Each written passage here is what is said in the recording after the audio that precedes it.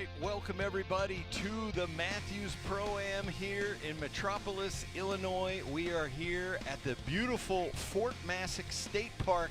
You can see in the background there that water, that is the Ohio River.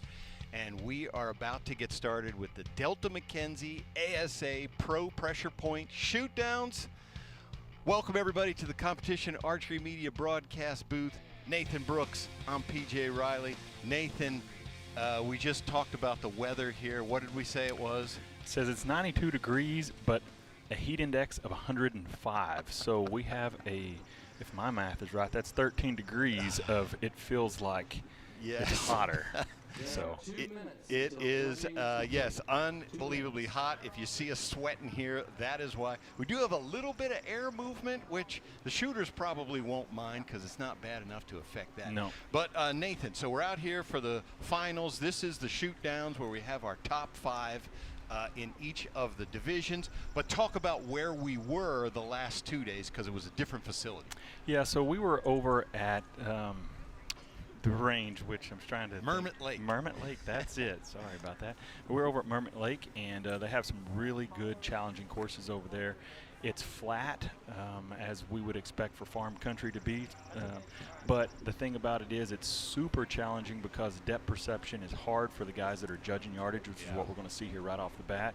And for the known classes, they have the ability to really stretch the distance, so that makes it challenging as well. And it's been fun. This heat obviously takes things to a different level too. All kinds of stuff happening. Absolutely. Well, all right, let's go check out the standings of our first class. Senior Pro is going to be our first division up. So Nathan, run through that leaderboard for us. Well, no stranger to the top there is Jeff Hopkins at 418, and our favorite commentator, with the exception of you, PJ, Darren Christenberry at 414. Brian Llewellyn comes in at 411, right on their heels, and Tony Taza, who is typically always in this top 5 shoot-off, at 408, and Joe Pitt rounds out the top 5 at 405. Yeah, it was a tight race they had there in the woods. Darren Christenberry, as you mentioned, always sitting here, shot his best score ever, one-day score as a lefty, 214 he shot today, so he is killing it, and we are definitely excited to see him in the finals. But Nathan, let's talk about now, so this is an unknown distance. So the guys were just out judging. Explain what that means to folks. So they don't know the distance to the target, so what they're having to do is evaluate each target and figure out the distance to that target, and basically for every yard that they miss, depending on how far it is, but kind of on average, it's about an inch of miss per yard. So when you get to 45 and over, it's more like an inch and a half at the speed that they're shooting. So they have to get really, really close on the yardage, and they also have to be able to play the target to their judging. So what that means is if they're not certain about the yardage, they're going to want to get the highest score they possibly can, so they're going to play it for a 10 ring. Yeah. But they really want that 12. Yeah, and so like you mentioned, you know, and in ASA, the max distance is 50-ish. A little wiggle room there. Yep. We see some 51s, maybe a 52. But yeah, we don't know the distance of any of these targets. But yeah, 0 to 50 yards, they're guessing. Yes, yeah. It's an educated guess, but they are guessing, and some of these guys are as good of yardage judgers as they are archers. Yeah. You know, they're extremely good at it. So. All right, Nathan. Well, we definitely want to get to the action right away, so we're going to go to the third member of our team, Brandon Reyes. Bring out our archers. All right, ladies and gentlemen, it's time to get started this afternoon. The first division we're going to be competing this afternoon is the Senior Pro Division. So let's meet our top 5 competitors. The number 5 qualifier from Windsor, Virginia, shooting for Hoyt, Joe Pitt.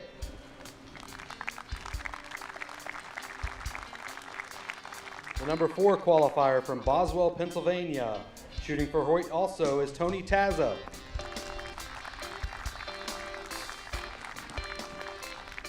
The number 3 qualifier from Bedford, Indiana, shooting for PSE, Brian Llewellyn.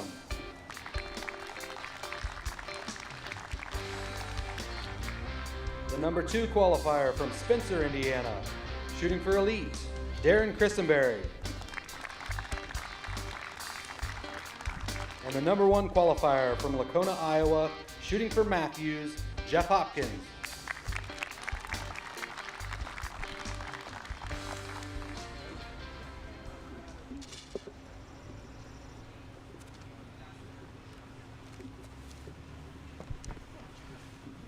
Thank you, Brandon.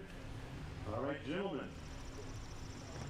You guys know the rules. You know, All right, so Nathan, there is our field there, and you know, from first to fifth place, 418 to 405, there's going to be, I mean, a guy like Joe Pitt who's down there at 405, I heard him say earlier today, he's got nothing to lose. Absolutely. When you come in at that fifth place position, you're looking at what's it going to take to at least make the top 3. So his goal might not be to win, but he's looking at how far he's got to go to get to third. And right now there's a 6-point deficit between him and Brian Llewellyn, which is very cool to see Brian back in the shoot-off here as well. Definitely. And so we should mention, Nathan, the reason to get up there into third is because we're talking about thousands of dollars on the line. Yeah, for sure. It makes a big difference in the paycheck. So you look at Jeff Hopkins there, he's shooting the Mathews title. Just such a dominant shooter all throughout his career in men's open pro and in senior pro. Tony Tazza there. It's a long hold for Tony. There he goes. Yep. Good call on letdown. They got a little bit of breeze here, but not too much. So they have a minute. So right now when Tony let down there, he has 24 seconds on the clock now. So no need to rush. No, he's got plenty of time as long as there's no big wind gust that hits him now. Yeah. Tough to see on our screen here. Backlighting gets tough sometimes. And just so you know, that's what they see as well. They're looking back into that distance over there, and so sometimes that skylight gets in your vision, and so it makes it difficult to really pinpoint where you're trying to aim. And you know, these guys can't see these rings, especially in the senior class now. Right. I can say that because I'm over 50. I know what they can see. Darren Christianberry starting out with a 12. Nice. And Jeff Hopkins put a 10 on his first one, so Darren just made up 2 points there. Now a 2-point deficit. For Brian, we have a 10. Brian Llewellyn with the 10. So, fun fact here, Darren and Brian live really close together. Brian's in Bedford, Indiana, and Darren's just right up the street in Spencer. Right. So they get to shoot together some. And a 10 for Tony Tazza. Move him to 418, and Joe Pitt. 10 for Joe Pitt. 10. All right, gentlemen. I was going to say, if Joe Pitt was going to go gunning for 14s on the gold tip Wolverine, that would not be the smartest thing you could do. No, and you speak of that, you've got targets that are definitely going to be in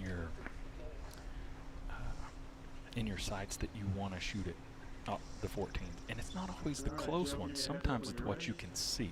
Right. Or what you feel confident in. I've been out there numerous times, and you're looking at a target, even if it's close. If you don't know if it's 30 or 33, it's hard to really hone in on a 14 ring at that distance. But if you feel really confident that maybe a mule deer, right, I feel confident that target is, 40. If your confidence is high, you can do it. We got a good look there. Jeff Hopkins on the left shooting the Shibuya Impala, and Darren Christianberry on the right shooting the Stan Turkey. Got a split screen there, so we're going to see exactly what they do. Darren has taken to this left-handed shooting pretty well. I believe Jeff hit the 12 on that. Yeah. So Nathan, it was just, 2 years ago, Darren Christianberry was thinking of quitting because he just couldn't shoot right-handed anymore. Yeah, it's been impressive to watch. His work ethic is unmatched, and basically just said, hey, I can't quit this. I love it too much. Yeah. We're glad he didn't. That looks a little low for Joe. Yeah. In that shot, he just didn't look like he had the pin where he wanted it to go. You kind of see it in his follow-through. Coming around here now to our leader. I'm pretty sure he smoked this one. Oh, yeah. Yeah. Oh, no doubt. Jeff 99.9% of the time shoots the lowers as Yes, well. he He's does. not an upper guy because No. he's, you know, done this forever, and the lowers is how this game started. And so you can just pretty much expect him to hit the lowers. Oh, Darren just Ooh. off. He gave those points back there. And after Jeff's 12, losing 6 points behind Mr. Hopkins, is now tied again. with bonus rings 434 of for 14. Darren. For Brian, Brian, is it 10? Dead 10 center for 10. So Brian. that, you know, that middle ring there is just the center of the And 10 ring, and it doesn't score anything here at the ASA other Right. than just 10 Tony points, Taza, 10 which is also. part of what. All right, so All right, that's what gentlemen, makes let's move this to our next target. ASA so fun Jeff is as a returned shooter, with 4-4, is 6 points ahead of especially when you're Darren judging yardage. Christenberry, both tied You with have to 14 make bonus decisions rings. on whether you want to shoot at the 12 or whether you want to try and shoot at the 10, because if your best effort on a particular target and you is going to be 10 points, and you're not confident that you have 12 number, and all you need to do is shoot a 10, or that's all you want out of the target, then don't risk it.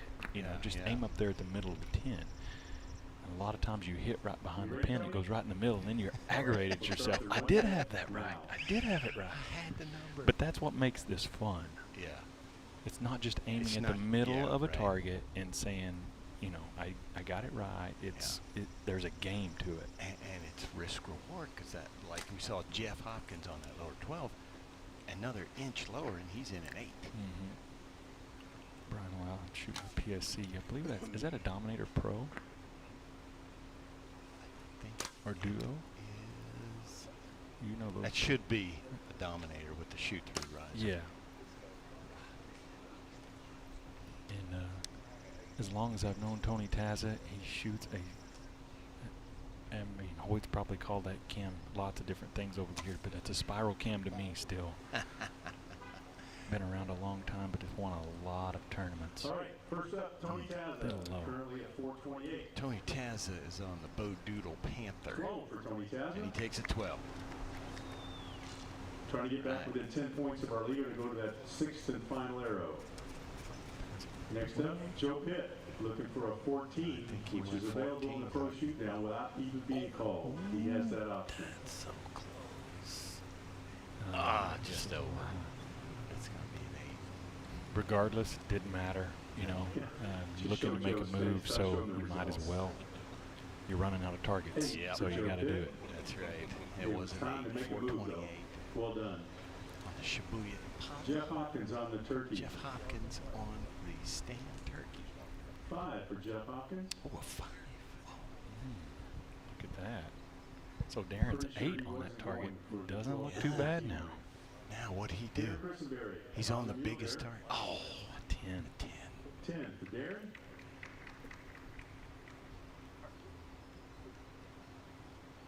And for Brian Llewellyn. I think that's gonna put him just 1 point. Darren shooting the elite verdict. He just got that All right, bow set gentlemen, up let's move to our next target. past Look at our board again. maybe 2 weeks Jeff ago now. Hopkins is now 1 point ahead of Yeah, Darren we got a Christenberry, 1-point lead here, Yeah. 44, Nathan. still tied at bonus rings with 14. Once the score reshuffles here. Tony Taza has now moved into is in 3rd place at 440 with 12 bonus rings. These guys, Brian Llewellyn is at 436. There we go. There's the update. And Joe is at 428. 1 point here, and then As I I said, believe moving to 10 points so over Leo Darren Hopkins is in on fifth the arrow. We'll go to a 6th and final. He's arrow. on the Wolverine, the gold tip Wolverine. gold tip Wolverine. Okay. All right, Brian. And I believe Jeff would be on. Is that the mule? That's the mule deer, elevation Elevation mule You deer. good? All right. We'll start your 1 minute. So that now. Wolverine is a beast of a little target. That's a horrible, horrible target. I'm going to say Nathan. Darren is just wanting 10 ring out of that target. Oh, Jeff's a low. That looks low on that mule deer for Jeff. That does. He was gunning at it, but I think he missed it. Darren's just looks going to be a safe. 10, yeah. Yeah. We should mention, Nathan, Darren Christenberry has not won as a pro since he switched to lefty, so he wants it. Oh, yeah. He wants it. Yeah, he's been top 3 several times, but he hasn't actually cracked that podium, the Nope. top of that podium. All right, Brian Llewellyn's up first here on our Panther. Did he call upper? The way they're looking at it, he must have. They have an orange cone next to him, Nathan, that they put out front. Yes. Yeah, I couldn't see where he hit, but either he didn't call it or he didn't hit it. Yeah, I couldn't see if he had the cone out in front from this angle. Tony shot the Impala. It looks a little bit left. I think or maybe it's just low. He was shooting at the upper, I think. Oh. Ooh, he got a little left. You know, PJ, I know there's not much breeze right here, but what breeze is blowing is coming in from the west to the east is what it feels like. Except for so them right sitting to over there left with the across fan. our field. Yeah. But yes, right to left. We don't across have the a fan, Nathan, on us. We're just sitting here. roasting. But it's all right. Yes. All right. 8 for Joe. Pitt. That turkey's been tough on these guys. Yeah. I think it's It's dark and it's sitting in the shade of that Mhm. tree. Now here's the one we want to see. Yeah, Yeah. he's definitely under it. yeah. Did he? Oh, that's gonna be a big switch. Yeah. That should give Darren a 53. 1-point lead if he has a 10 on this gold tip Wolverine, and I believe he does. Here it is. So, Nathan, I hate to be the one to mention it, but at our last tournament in London, Jeff Hopkins came in with a big lead there, and he missed a target. Misjudged it, and in the finals, he missed a target, came in second to Kevin Cook. So he was talking about that to me earlier today. He was worried because we're out here in the open. He's been in the trees, and he said that sometimes messes with him. Well, what they've been looking at all weekend, like you just said, is in the trees. Got a lot of foliage around, lots of obstacles out there where they can gain depth perception to the target, which is helping estimate the distance to the target. And out here, there's really not much. There's a couple of trees maybe that they can use, but it's not much at all. And so you're basically just having to do target recognition. Like, I look at that target and it looks like it's this far, and that's really about all you got. Yeah, that's a... Look at Jeff. And after all these years of shooting, still really steady. I think that's the wrong target. No, that was it.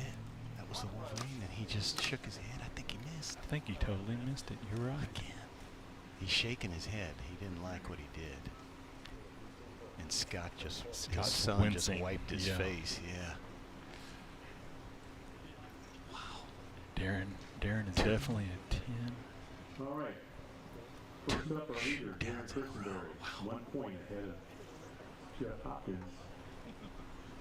10 for These Darren. guys are looking down through the... Darren's just looking over talking to Keith Alstrom, who's holding the umbrella for him, like, hey, what's going on there? And Keith just gave him the information that Yeah. he thinks he missed. 8 points of our leader.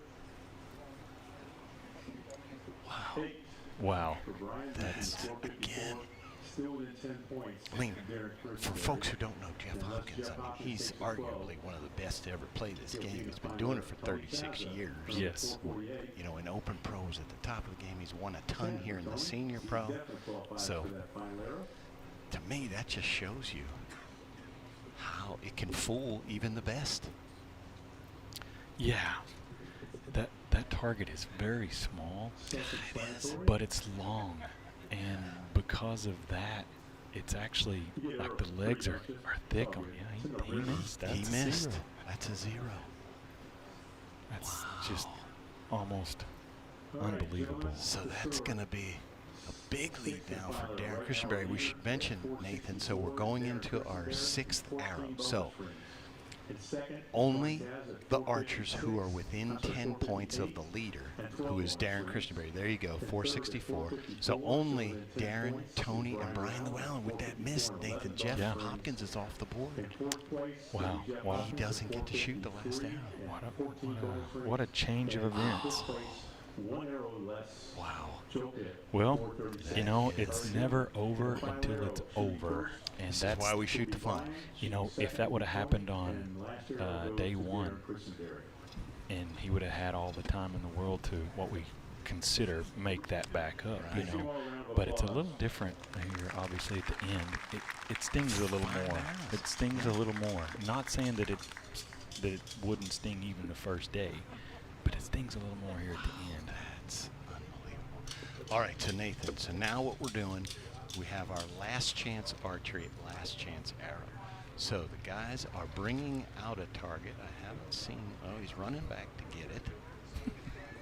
Well, they had it in the ditch. Oh, yeah, they had it hidden. Yeah, They didn't want them to see what it was. And it is. That's Brad back there bringing that up from ASA. Oh, he was getting. Oh, he was getting. Oh, maybe I don't know what he's shooting at. Maybe the mule deer. Okay, we think they're shooting at the mule deer. Sometimes they bring out another target, Nathan, but sometimes they just pick one and they move the shooting Shuffle stick. it. I can see Scott Parrott. You see him there on the screen. He has moved the shooting line in front of where they were shooting. And so now these guys will have some time to judge this target before they have to shoot it.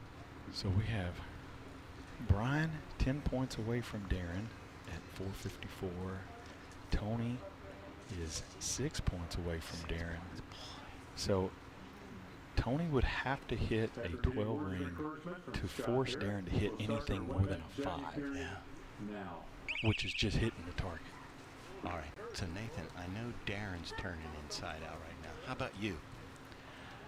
Well, how you feel? He's one of my closest friends. Right. So I am really, really excited for him.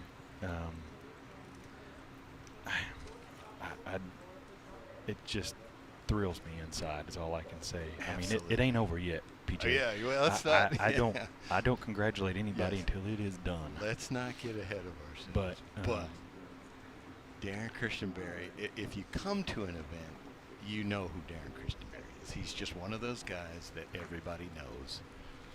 Super likable, super open, approachable. You know, he does the broadcasting here with me a lot. But out here, this is where he wants to be.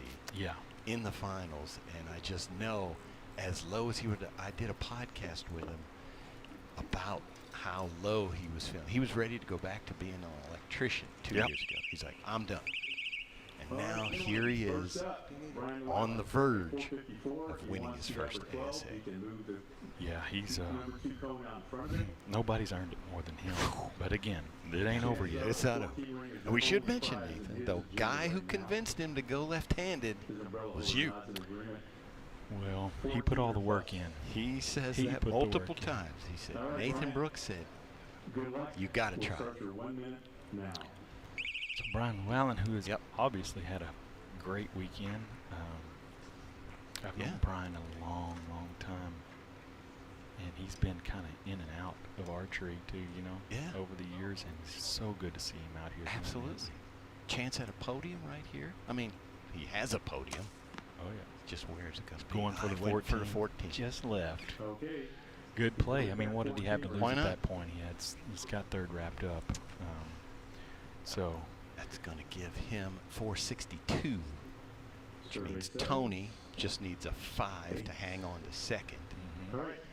Tony, I mean, that to me that puts it right there for Tony. He's shooting with that 14. I'd be surprised. Well, here's the thing. Yes and no, because Tony's also not naive enough to think that he couldn't. I mean, trust me, in the back of his mind, he is thinking, that 14's kind of high up there. Yeah. If I got this wrong, I could miss this target, and then I would give up second place, and I'd be third. So now he's done it enough that he's probably confident enough that he can do it. But if he shoots a 14, what does that do to Darren? You see, you have to look at the pressure that he would put on Darren. Is it worth him shooting a 14? Yeah, right. Is it worth giving up second place to put any pressure on Darren? Because that would move him to 72, which means Darren would just need a 10. Yes. Or an 8 if he has the bonus rings, an which 8 I think to he tie. does. Right. Well, that's true. If there's a bonus ring there too. Well.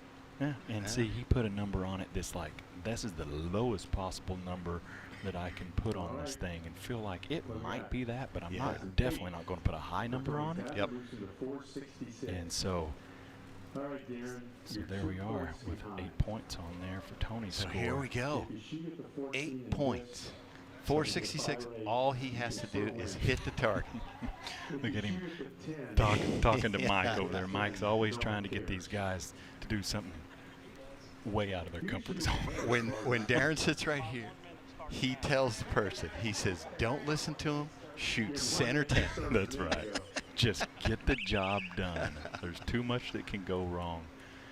Oh, I'm so excited for him. Let's see him smash it. No, I heard foam. Yeah, that's That's all we it. needed. All he Oh, needed. you went low, but who cares? That's exactly right. All we needed was Heck foam. yeah. Here's your champion, Darren Christenberry. Darren Christenberry Takes an 8. gets a win as a left-handed archer who was once a right-handed archer. Not many people can claim that they have won at the professional level as a right-handed and a left-handed And a archer. left-handed. Super, super To cool. do that in senior class, you know, when everything else is falling apart, you can't see, your shoulders hurt. I know. Oh my goodness. I know what that feels Well, like. I bet his wife Christine is she's at home super excited. Absolutely. There's Mrs. Brooks just gave him a big hug. So here we go. There's Brian's last shot. Just left. Tony Taza. Just low. And then here is the man Who was just we are trying to gonna hit a get him plug. second. And there it is. We see him. He hits center mass.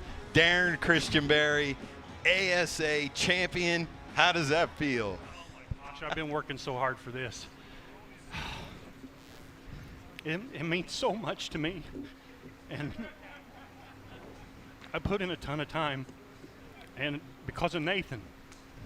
And We just talked You about done the work, that. buddy. You done the work. God, it feels good. I made so many changes from London, like shooting a totally opposite bow, different cams, or different mods, I mean, different peep, clarifier, different lens, a launcher rest from a fall away, changed my stabilizer setup, and my practice was awesome. And I told Nathan, I said, I got a new game plan this weekend, and I'm going to see it through, target 1 through target 40. And holy crap, here I am. How about that, Darren? Don't we love it when a plan comes together? It's time to celebrate now. That's right, buddy. Congratulations to you. I know everybody at home has got to be just ecstatic for you. And, man, I can't be more happier for you than, you know, like if you was my child or something. But Well, you're older than me. You're like my dad, so that's great. I know, right? It felt so good to win years ago as a right-hander. And I got to compete with Levi and Dan and Jeff and Jack and all the legends of this game. And then to turn 50, move into the senior pro, and switch from right hand to left hand, and get that excitement and get so close to winning and competing, to finally do it, holy smokes! It's the pay for all the work, and I couldn't be happier right now. All right, Darren Christenberry, congratulations. Senior Pro, Mathews Pro-Am champ. Folks, don't go anywhere. We will be right back here at Fort Massac with our senior known pro. Don't go anywhere.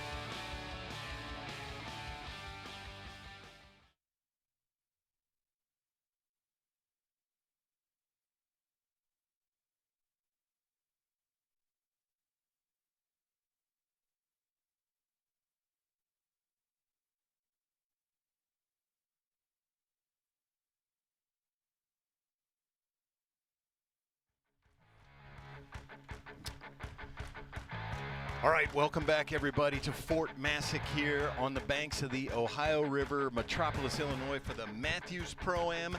Next up, we have senior known pro Nathan Brooks. There's our leaderboard. Run it down for us. So Tim Gillingham at 436 absolutely shot fantastic this weekend. Rio Wild, who is becoming a well-known name now here at 3D after shooting target archery his entire career and doing extremely well there at 433, right on his heels. Randy Morocco at 432 is your top 3 at the moment, and Scott Darnell, who typically shoots unknown, or shoots unknown, decided to shoot known this weekend. He's there at 430, and Chad Dellinger is at 426, rounding out the top 5. So 10 points top to bottom, should be a good race. We're definitely looking forward to it. Let's get to the third member of our team, Brandon Reyes. Bring out our shooters. Your known pro division. Let's meet the top 5 competitors. The number 5 qualifier from Sevierville, Tennessee, shooting for elite, Chad Dellinger.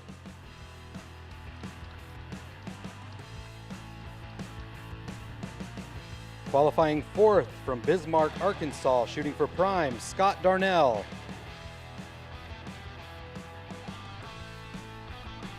The number 3 qualifier from Columbiana, Ohio, shooting for Mathews, Randy Morocco.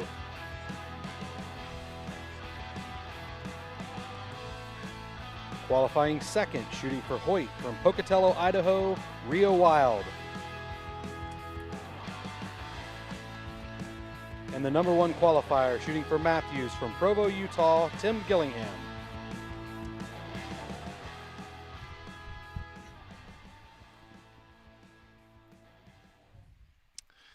All right, Nathan. So there we have it. We have a lot of familiar names there. As you mentioned, Tim Gillingham in the lead, no stranger to there. Tim Gillingham was very frustrated at the end of his round today. Was working on some bow issues. I asked him, you got everything squared away? And he said, I guess we're going to find out. Well, I saw Tim last night at the restaurant and I asked him, I said, well, how'd it go today? He said, well, this is the first time I've felt like I've got everything lined out, including myself, to do well. And here he is, sure enough. He's in the finals leading. Yep. But if you talked to him after his round today, you would have thought he came in dead last. Oh, yeah. Well, I've known Tim a long time, and I'm sure you've witnessed it numerous times on the range. He's usually pretty mild out here in the shoot-off. Yes. But no one wears their emotions on their shoulders more than Tim, which I think is awesome, just to be perfectly honest. Right.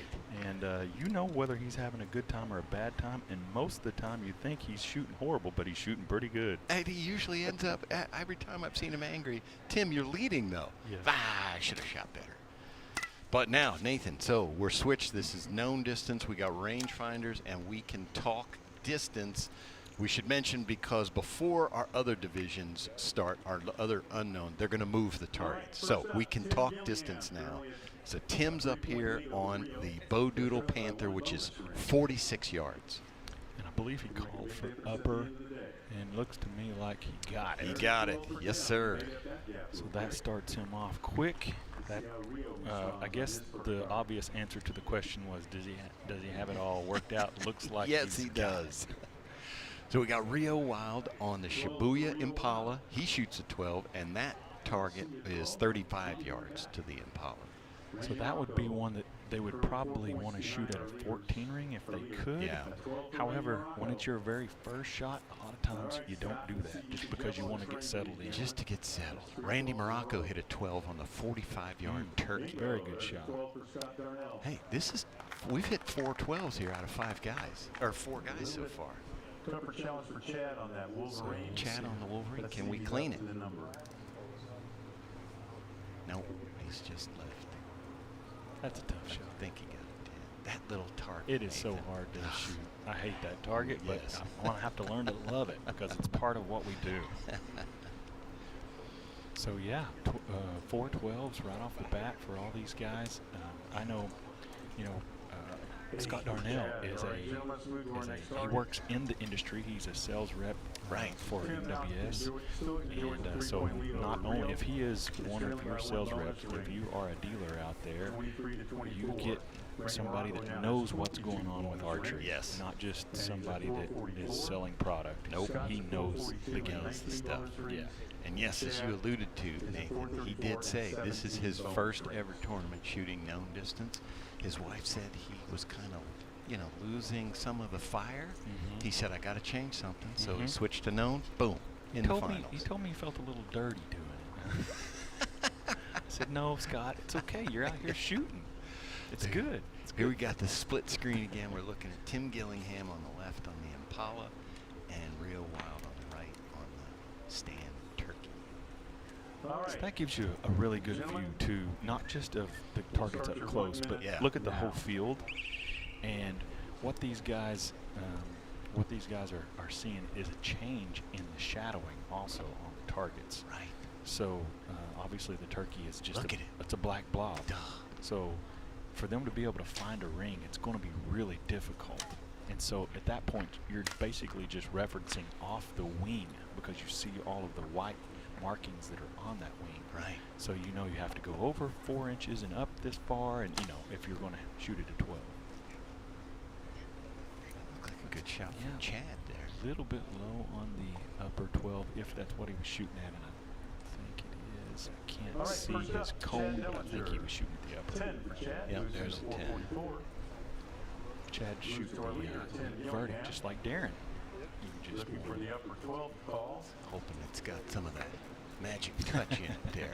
Tennessee orange, by the way, from Tennessee. It's a close one. Yeah, that's a caller. Tim shooting a TRX. For 10 Got it. Moves him to 460. Good call. One good thing about being out here and it's really hot, PJ, is those lines will really pull. And Tim shoots the biggest diameter arrow possible, so if he gets an arrow close, it's going to tug and pull with everything it's got on that line, so the arrow can touch it. Yeah, it gets really soft in this heat. And if you're pulling arrows, I'm sure Ken and Scott are happy that these targets are hot, because when they're cold, it is hard to pull arrows. It can take 3 people to pull them out sometimes, it feels like. Next up, Randy Morocco. There's Randy Morocco. Randy is such an accomplished target shooter. Yeah. Done so well, and to step into 3D arena and just has been a mainstay in this senior known division. Yeah, he was our shooter of the year Randy last Morocco. year in this division. Learned it really quick. He did. Only 4 points behind. You know, for people that don't know, if you only shoot target archery, when you come into the 3D game, it's so different because you're not just aiming at the middle of a target, and you're also shooting at something you can't see. Right. So it's a change for a lot of these guys, but they're such good archers. They figure it out fast. And second place now is Randy Morocco. Yeah, we're going to see Paige Pierce here in a little while, a women's known pro. She was talking this weekend about her difficulty seeing. Because obviously if she can see it, she can hit it. As is, you know, Randy Morocco. He can see it, he can hit it. So big change there. Yeah. 1 through 5. Now we're looking at Gillingham still at the top. Randy stepped up to the second, only 4 points behind Tim. And Scott now at 454. Rio dropped down from second to fourth. 10 points behind Tim. I think Chad's shooting at some 14s here to try and make some points up. Yeah, I think that turkey is one that I think Rio, you know, he's won everything in target archery, but man, shooting at that black silhouette, I think he just doesn't have the experience yet to know where he needs to hit it. And I'm curious as to what power lens he's using, because if he's shooting like a 6 power or even higher, that just becomes a black blob. Right. You notice Tim, you see the yarn there on the end of the stabilizer bar. He uses that as a wind measure. Big long green piece of yarn hanging off the end. Did a little better there, Scott Darnell, trying to make something happen. To move his way up, he's on the podium currently. All right. First up, Scott Darnell, currently in 3rd place at Just a little bit 454.21. low. I think he was shooting 10 for Scott. Take a 10. And the 464. 464. I go back to what we just said about the turkey. That panther, there's yeah, nothing that to one shoot no. at on that target. That's another one. Absolutely nothing. Yeah, that's another one. Yeah. Just Looks like low on Chad 14. went gunning. Chad? And again, why not? Why not? You're in Tim fifth place. You Gillingham. got nothing to lose. You Our can't leader get at any worse than 460. fifth. I mean, you could lose some arrows, but you could probably find some. Ah, you could 4 probably points get ahead some. of Rainy Morocco. And these guys know how far they are. You know the distance. So 12. it definitely makes For that Tim Gillingham, that's 3 12s in a row. Tim Take a streak Gillingham. like that. another And 12, tables at the Tim. casino. extending his The lead. Real Wild looking to come back with a Oh, 14 here we to go. get in the hunt. Here we He's go. got a Got 14. it. Here we go. Yes. Moves him. And again, when we talk about what you can see and what you can't see, the mule deer, I would guarantee you that whatever lens he's shooting, he could see that 14. Yeah. And if Rio can see it, he's probably going to hit it. Stay pace with Tim. So gentlemen, let's move to our next target. And Randy gets another 12 to go up to Tim Gillingham, 468. 472 and 25 Hey, Randy, bonus rings. is that phase 4 Randy he's Morocco, shooting? Or is 468. I that... believe he does shoot one of Back in the third hunting, place, quote Real unquote, Wild, hunting 464 bows. Yeah. I think it's the 25 phase bonus 4. rings. Yeah. To Scott Darnell at 464 and 20 bonus It's really rings. impressive what Chad these guys are Dellinger, doing. 452. We're air quoting here by saying Yes. hunting bows. It's just because they fall within what people call a hunting bow, And which, hopefully hey, having the time of I his mean, life. if it works good for 3D, it's got to be an amazing hunting bow. right? Absolutely. Yeah, that would be in the Mathews lineup, in their hunting lineup. But there are a number of pros out here who are shooting that bow. Hopkins really did well with that bow last year. Yeah. All And right, so make did sure you Levi. got your orange Yeah, phone where he you want would it. go to that bow Yeah. periodically. It's not where Scott can see it. All right, so Rio's you on can that count.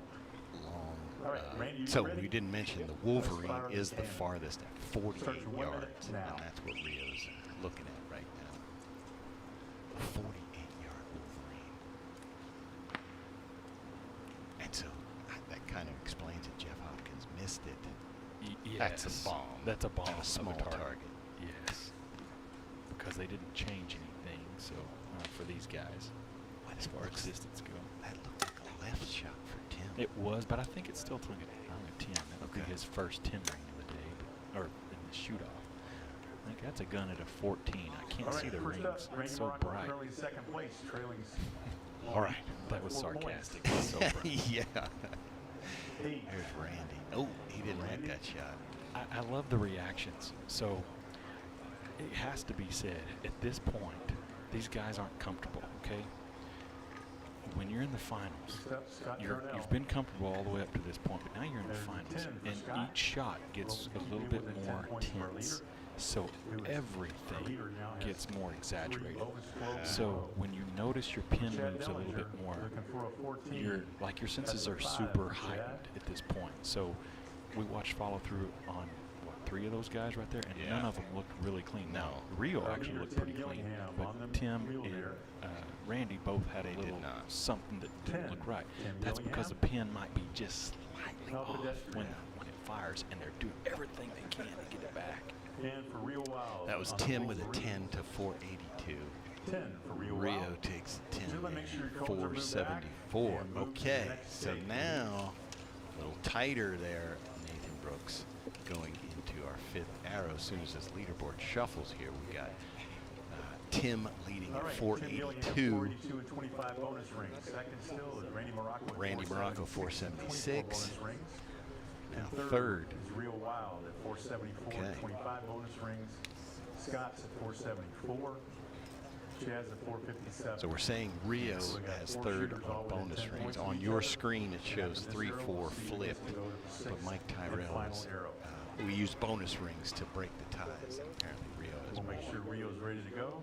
Yeah, that's and the reason for that, it's not just a good All right, reason. gentlemen, It's really not we'll just a start good your 1 minute reason now.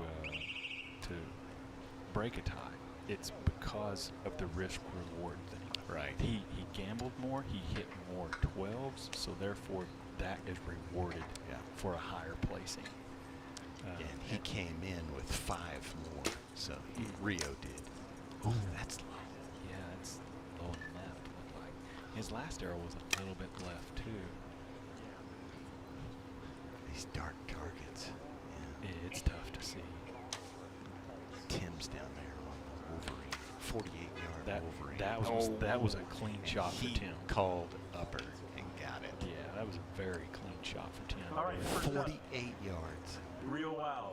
There's a fist bump to Richard Currently Owens. sitting Well, that being the last target of that who's in the that 482. target Yes. round, I'm not going to say it's over because again, it ain't over till it's over. But that was a big arrow for Tim right there. 4 points behind. So we got Randy here. He's going to take an 8. For Randy Morocco. All right, so that leaves some room for Scott. 84. Scott Darnell. What did Scott do? Turkey. 8 for Scott Darnell. Oh, he shoots. All right, somebody got the wrong memo. That turkey's a killer. It's just so dark. It It's just so is. hard How to about see. Chad on the mule Yeah. deer? Let's see what Chad Dillinger did. He went 14 hunting. Boy, they're taking a look at it. I can't. What's it? Got it. It looks like It's he hard to does, see but from it here, is hard. but You got it. There we go. Congratulations. All right. yeah. And for Tim Gillingham. It's rewarding. Hey, that's his last target of the shoot-off. Is this his first shoot-off? It is. Yes. Okay, so that's a good feeling. At least you finished up with the last one and hit the 14. Got the 14. Oh, that's closer than I thought, Nathan. I mean, Well, so what could be the issue there is where does the 12 connect to the 10? yeah. And so that's what we would call, Tim Gillingham. yes, that's what we would Just call caught in the line. pie. That would have been the The first reason why time we in call it a history pie is it's got a triangle shape. Yeah. Would have gotten So eights on every target. that's a really tough All right. call to Let's go to make, the sixth arrow right now, but leading it's at also a 492 tough and arrow to 25 take bonus too when rings you're is that Tim close to Gillingham. a 12. Second is within 10 points is I believe we're going to have 44 Tim, and 24 Randy, bonus rings. Scott Darnell, Third and Rio. is Real I Wild believe. at 482 and 25. Scott Darnell at 482 and 20. Yeah. I like Chad the Dillinger umbrella hot there. off The of fella 14. has Yeah. a Finishes chair. in fifth place. Let's give him a round of applause. Yeah, so Chad Dellinger is going to drop out here at 471. Congrats to him on finishing 5th place. That senior known pro class is a tough one. We see lots of new faces every shootdown. And you know that's really good too, because you see a lot of change up in the shooters. It gives a lot of hope to guys that have been shooting for years, and they age into the senior division and they think, you know what, I don't have time anymore to do the judging stuff, but let's try this gnome. Yeah. And it keeps him shooting. Just like I said with Scott. What an awesome thing. He's so busy with work and everything he's got going on. Yes, maybe he's not being able to do what he needs to do, but he can still shoot a bow really good. So Right. go to the gnome division. It keeps you out here. Yeah. And he loves it. Yeah. Clearly, Start with Scott Darnell. this is a game he loves playing. So Scott's got the first shot here. Yep. So we are our last chance archery, last chance arrow is going to be the Panther. This doesn't count as a judging period, does it? Ooh, boy. A black one. Yeah. He had to do it. So he did move the shooting line up a bit, and it was at 46 yards. So, I mean, it's still 40 plus. That's a tough shot. That is a tough shot. Yeah, you can see it on your screen right there. If you want to shoot at the 14 on this particular target, there's literally nothing for a shooter to see.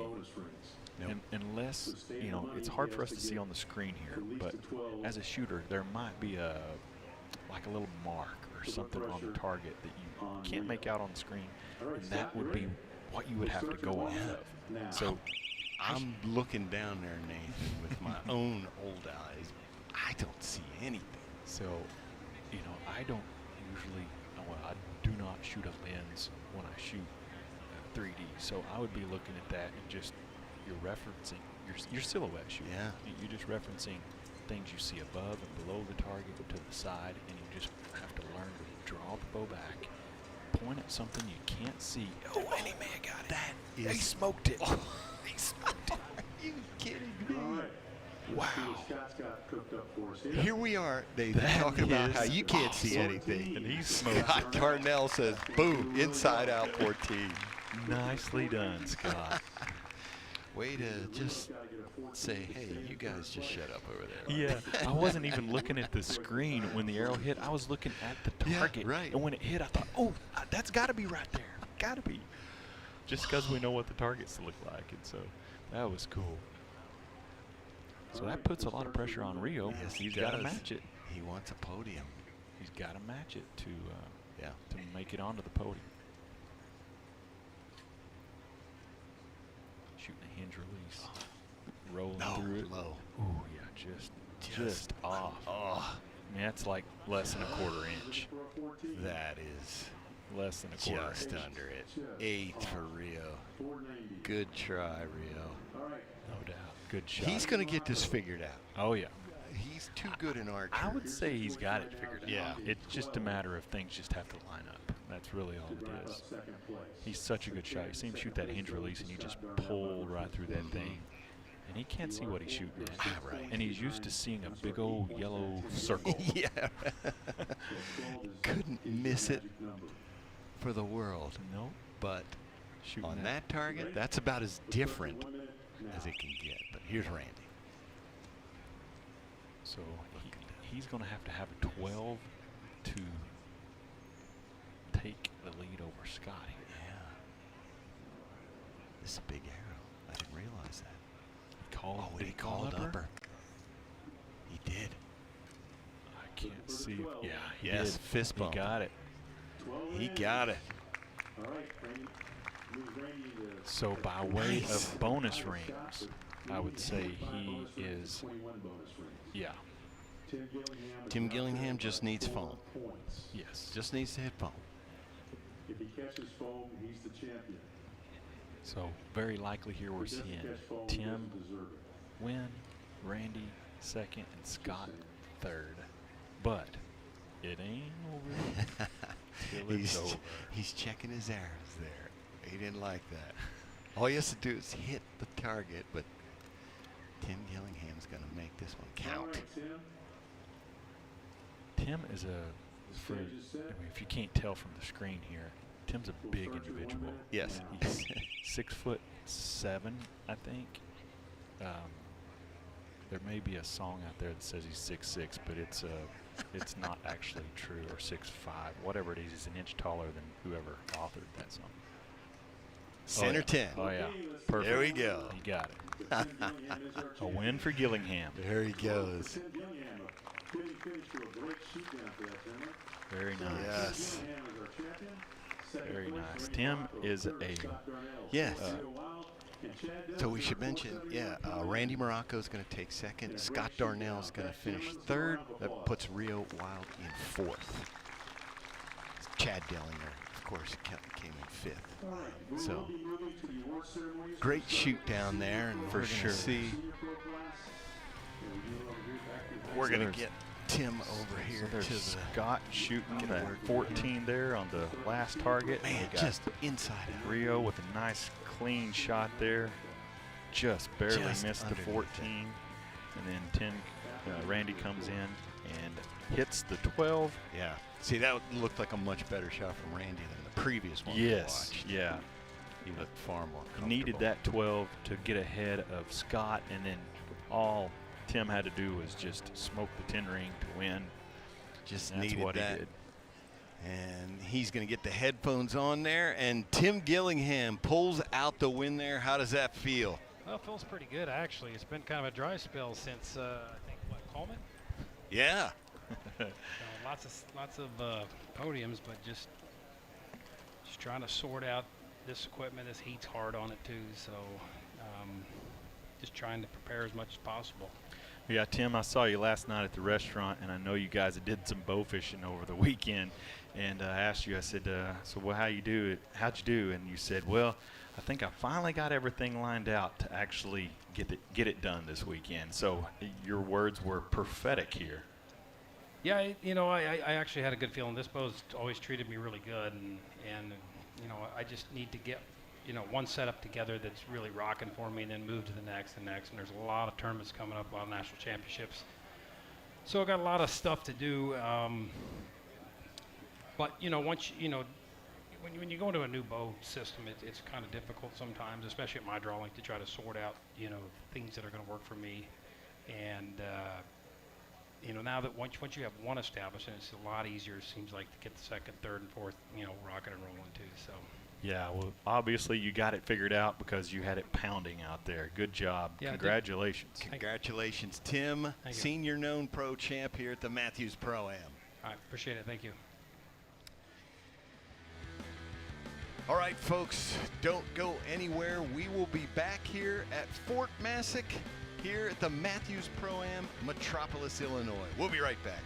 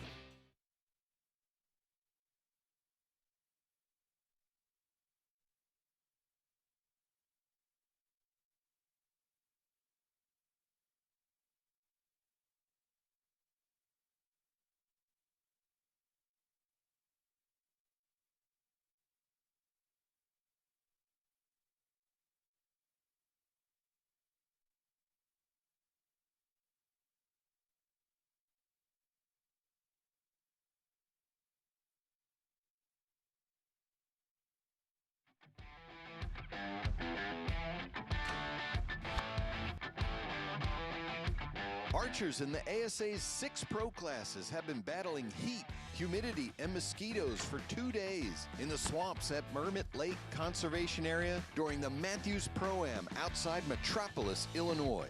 Now it's time to shift the competition to the manicured grounds of historic Fort Massac on the banks of the mighty Ohio River. Who will find that extra gear to propel themselves to the top of the podium and claim the title ASA champion? Let's find out right now.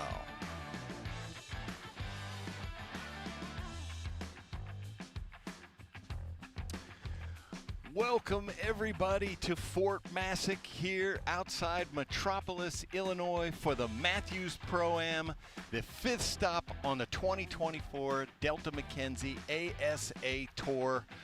Welcome everybody to the Competition Archery Media broadcast booth. I'm PJ Riley sitting alongside Nathan Brooks. Nathan, before we get to that, there's our tour. There we are at the 5th stop down at the bottom, the Mathews Pro-Am, Metropolis, Illinois. The only thing left, Nathan, is the McKenzie Classic. That's right, and it is going to be a hot one there too. All right, here we go. Welcome is. everybody to the Competition Archery Media broadcast booth. PJ Riley sitting alongside Nathan Brooks. And so, Nathan, we've been talking about the weather all day. Folks are sitting there looking at us glistening. That's sweat. Yeah, it is 95. No. It was 92 degrees is what the Weather Channel said it was, but it feels like 105. 105. So there's 13 degrees there unaccounted for. But I feel every we found one of it. We found it. So, Nathan, yeah, it is hot and it is sultry, and this is the Mathews Pro-Am. And so this is one of the best tournaments of the year on the Delta McKenzie ASA circuit. We're going to go to ASA President Josh Grine. He's going to tell us all about this event.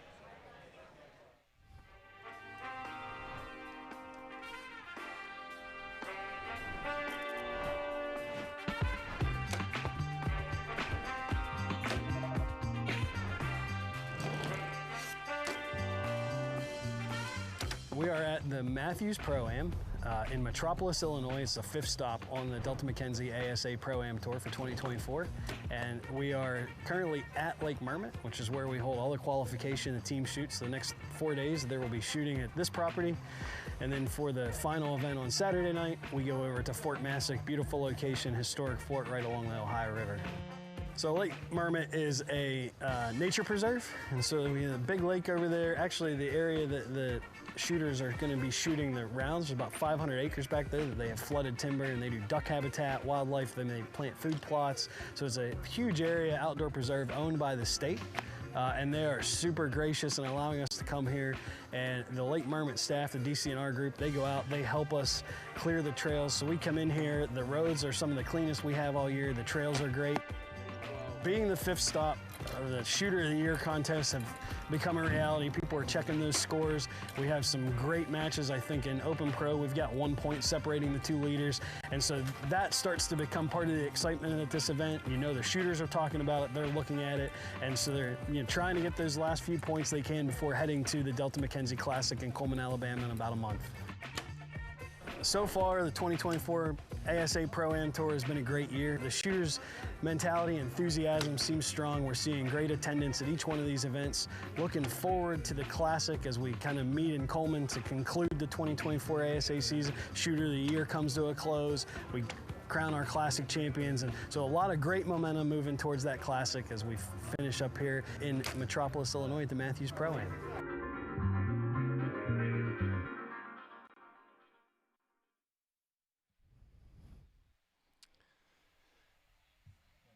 All right, Nathan, there we are looking at one of the buildings here at Fort Massac, which is a historic fort here. And look at that crowd, big crowd here, Nathan. Yeah, they want to see some action. They look hot too. But the shooting is going to be hot in just a minute. It is, Nathan, but first, before we do that, we want to explain to folks at home ASA scoring. So here we are looking at the Impala. Nathan, run through how we scored here. All right, well, you can see there's 3 holes. I'm going to start with the 12 ring. You see that low 12 ring right there. There's 3 dots about the size of a $50 that are lined up there, and the bottom one is a 12. The upper one is worth 12 points. The shooter has to call the upper 12 with a cone that they put out in front of them when they shoot. The big ring around those is worth 10 points, and I must say that the little ring in the very middle of everything actually just counts for 10 points. Just 10. And then there is a ring way high right up there that's small, also about the size of a $50. That's actually worth 14 points. And then the giant ring around everything is 8 points, and then anywhere in the target is worth 5. So the challenge there, PJ, as far as that 14 ring goes, just a little bit off of it, and you got an 8 or a 5. Yeah, Nathan, we're expecting a lot of action at those bonus rings. So, folks, do not go anywhere. We are going to be coming right back with our women's known pro division live here at Fort Massac. Don't go anywhere.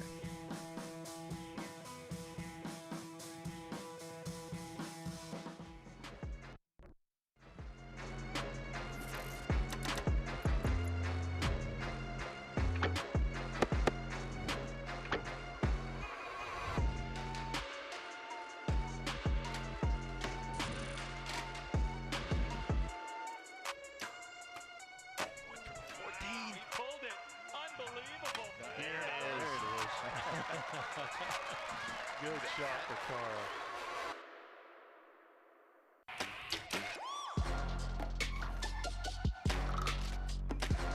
Oh, what a shot. He got it. Unbelievable. So Kyle needs an 8 to win. 8 to win. Oh, he went right at it. Entered in, done. This guy is unreal. That's it. And he got it. Never play it safe, Gillingham.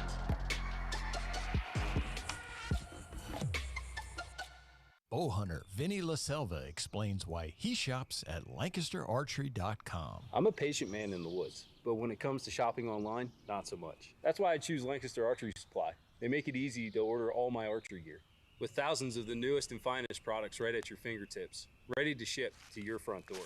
Here's your order, Vinny. Or tree stand. Hey, depending on where you're hanging out, you might even get it before you get home. For all your archery needs, shop LancasterArchery.com.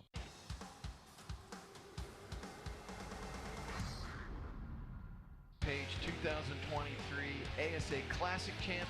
Cara Kelly, 2023 ASA Classic Champ. Keith, 2023 ASA Classic Champ.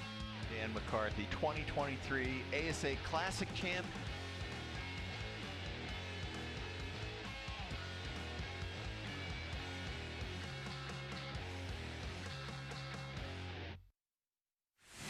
I have to shoot the best or there's just no point in doing it.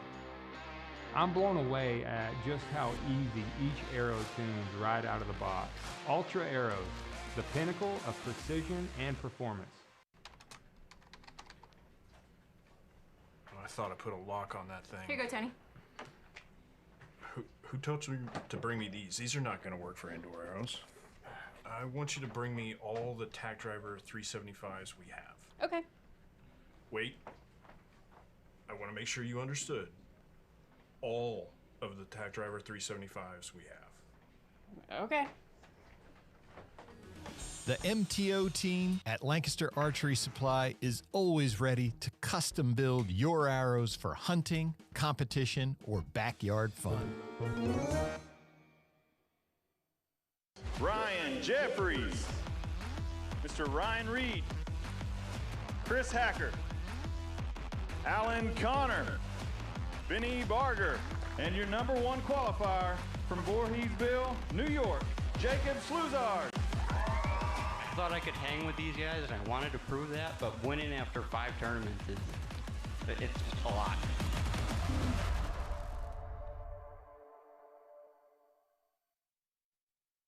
What does it mean to be unrivaled?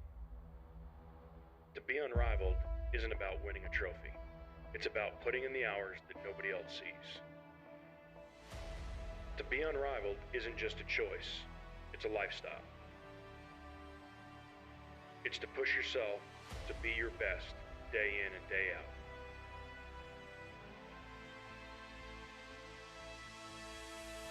Gas Bowstrings. be unrivaled.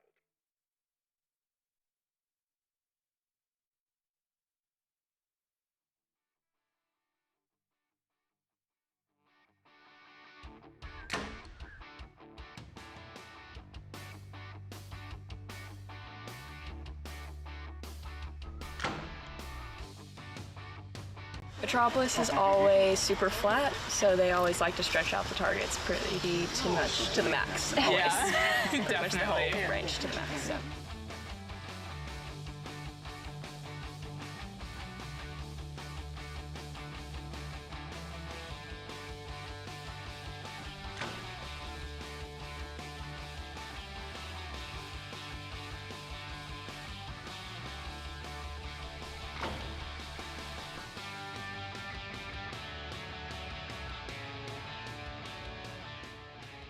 All right, folks, welcome back here to Fort Massac.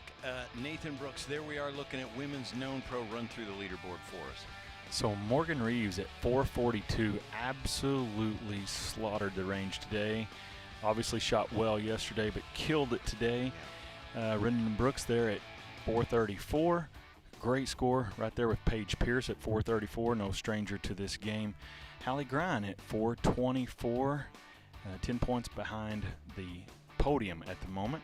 And same for Danelle Lutz at 424. So we have a pretty good point spread from top to bottom here, but I expect to see these ladies really pushing hard for some bonus rings. We definitely do, Nathan. And before we get to the action, we want to take a look back at how this division shook out at our last tournament in London, Kentucky.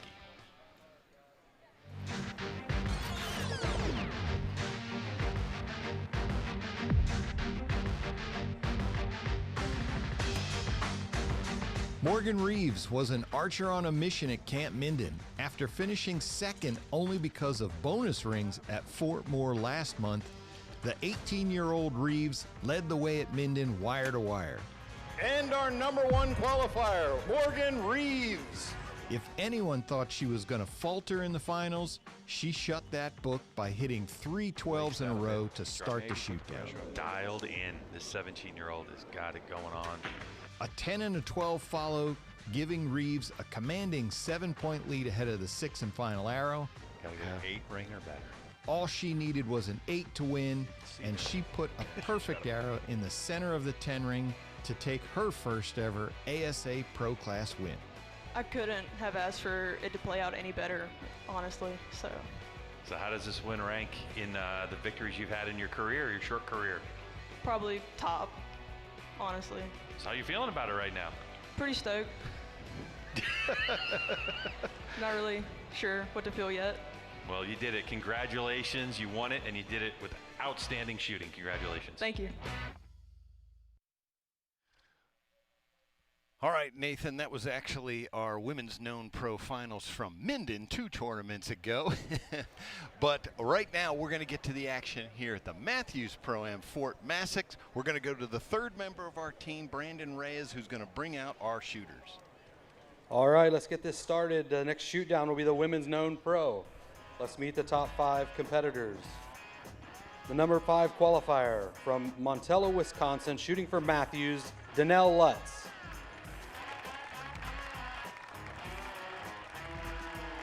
The number 4 qualifier, shooting for Mathews, from Lancaster, Pennsylvania, Hallie Grine.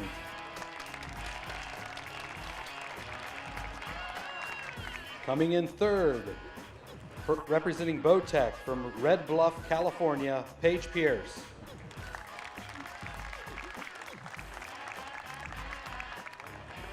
The number 2 qualifier from Grandview, Texas, representing PSE, Rendon Brooks.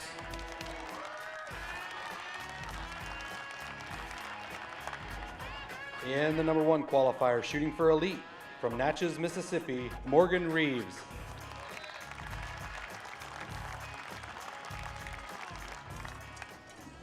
Thank you, Brandon. All right. All right, Nathan. So there we go. Morgan Reeves there, as you mentioned, Nathan, shot an unreal score today.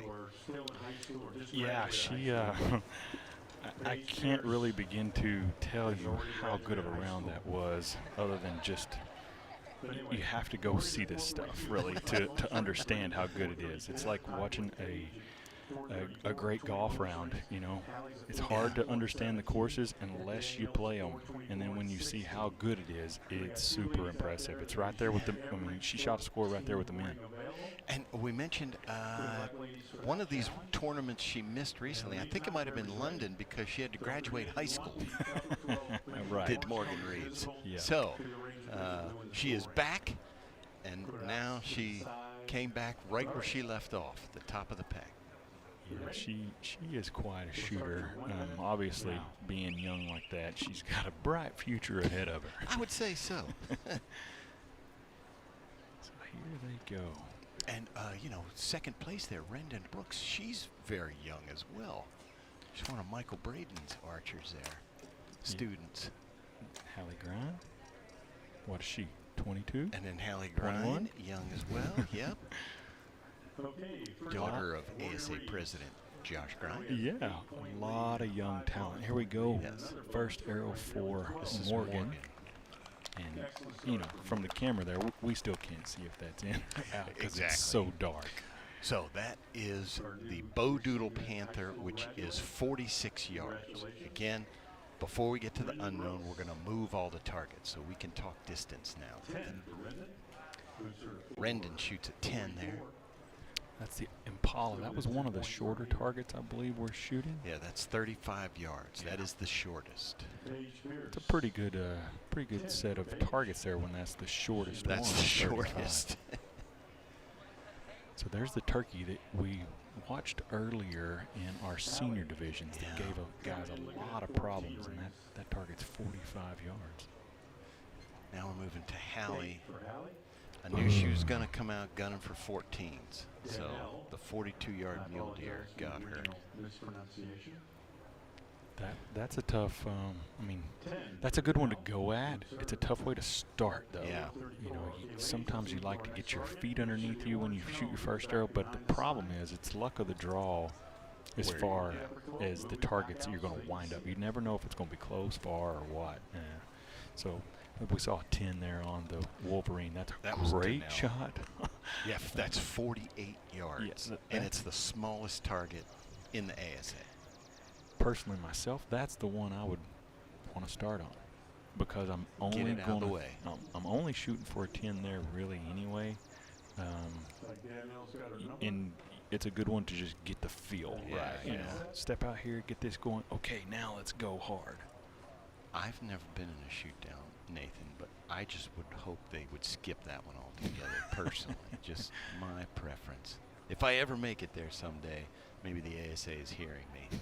Do not use the Wolverine. You know, I bet Scott doesn't care if you actually. I guarantee you he if doesn't. you make a shoot off, he'll probably put 5 Wolverines. 5 Wolverines.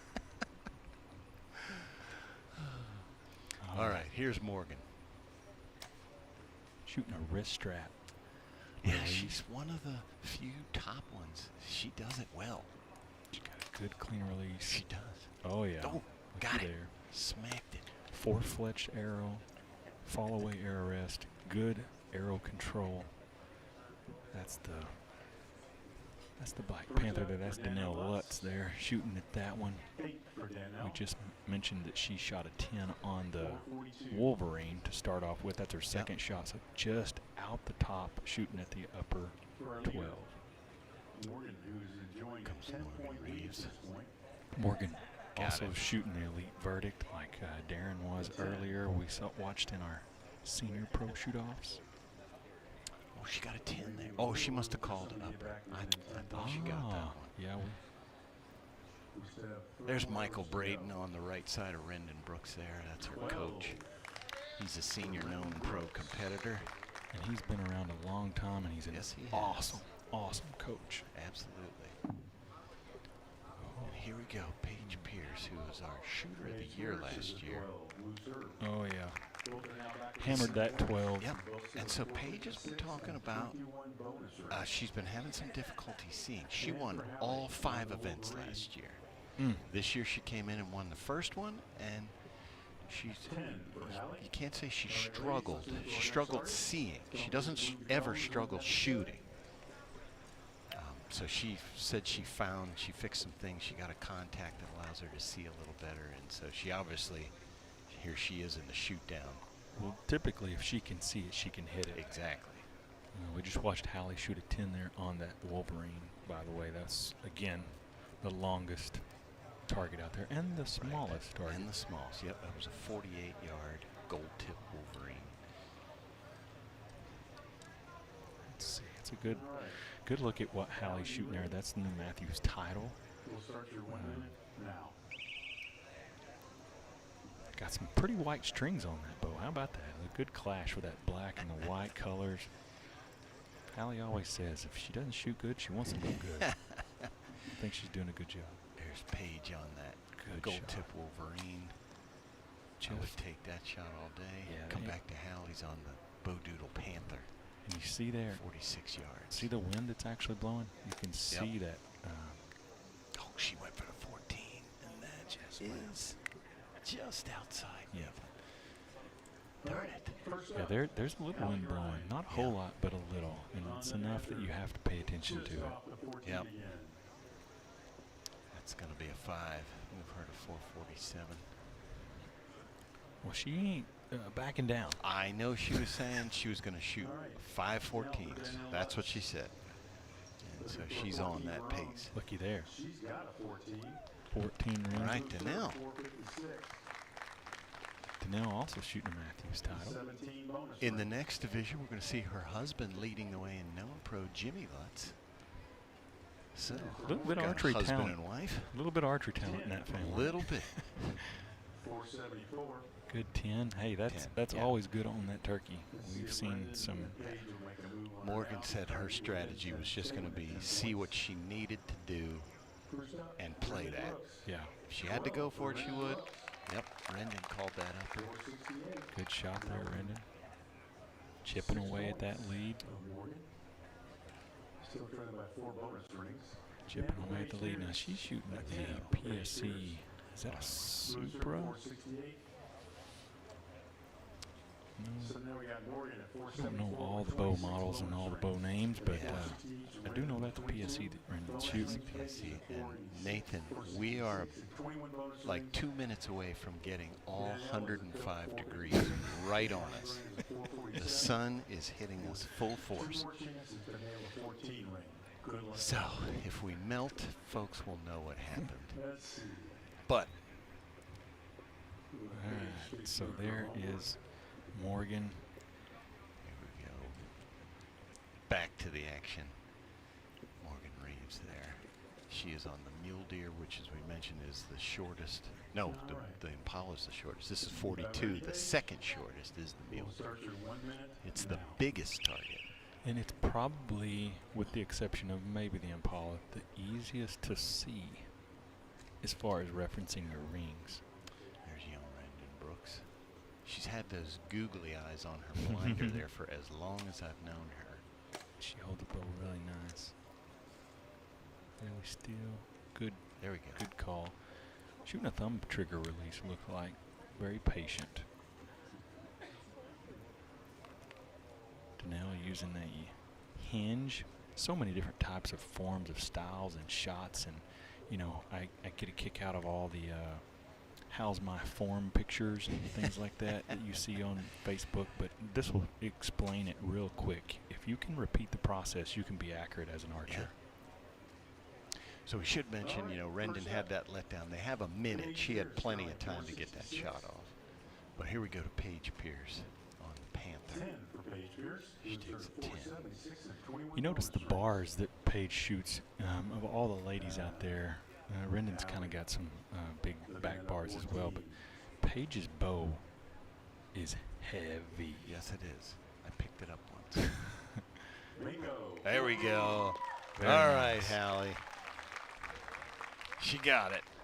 That's 1 of 3, so that's 33%. And if you're I'll shooting take that. 3-pointers, that's pretty good. Baseball, 333. They'll take that average. That's right. Here's Danelle Lutz. I can't see anything. No, It's so dark. So dark. Judges I think they're down looking there. at is it an 8 or a 5? She was obviously shooting at the 14. Yeah. Let's see, Scott.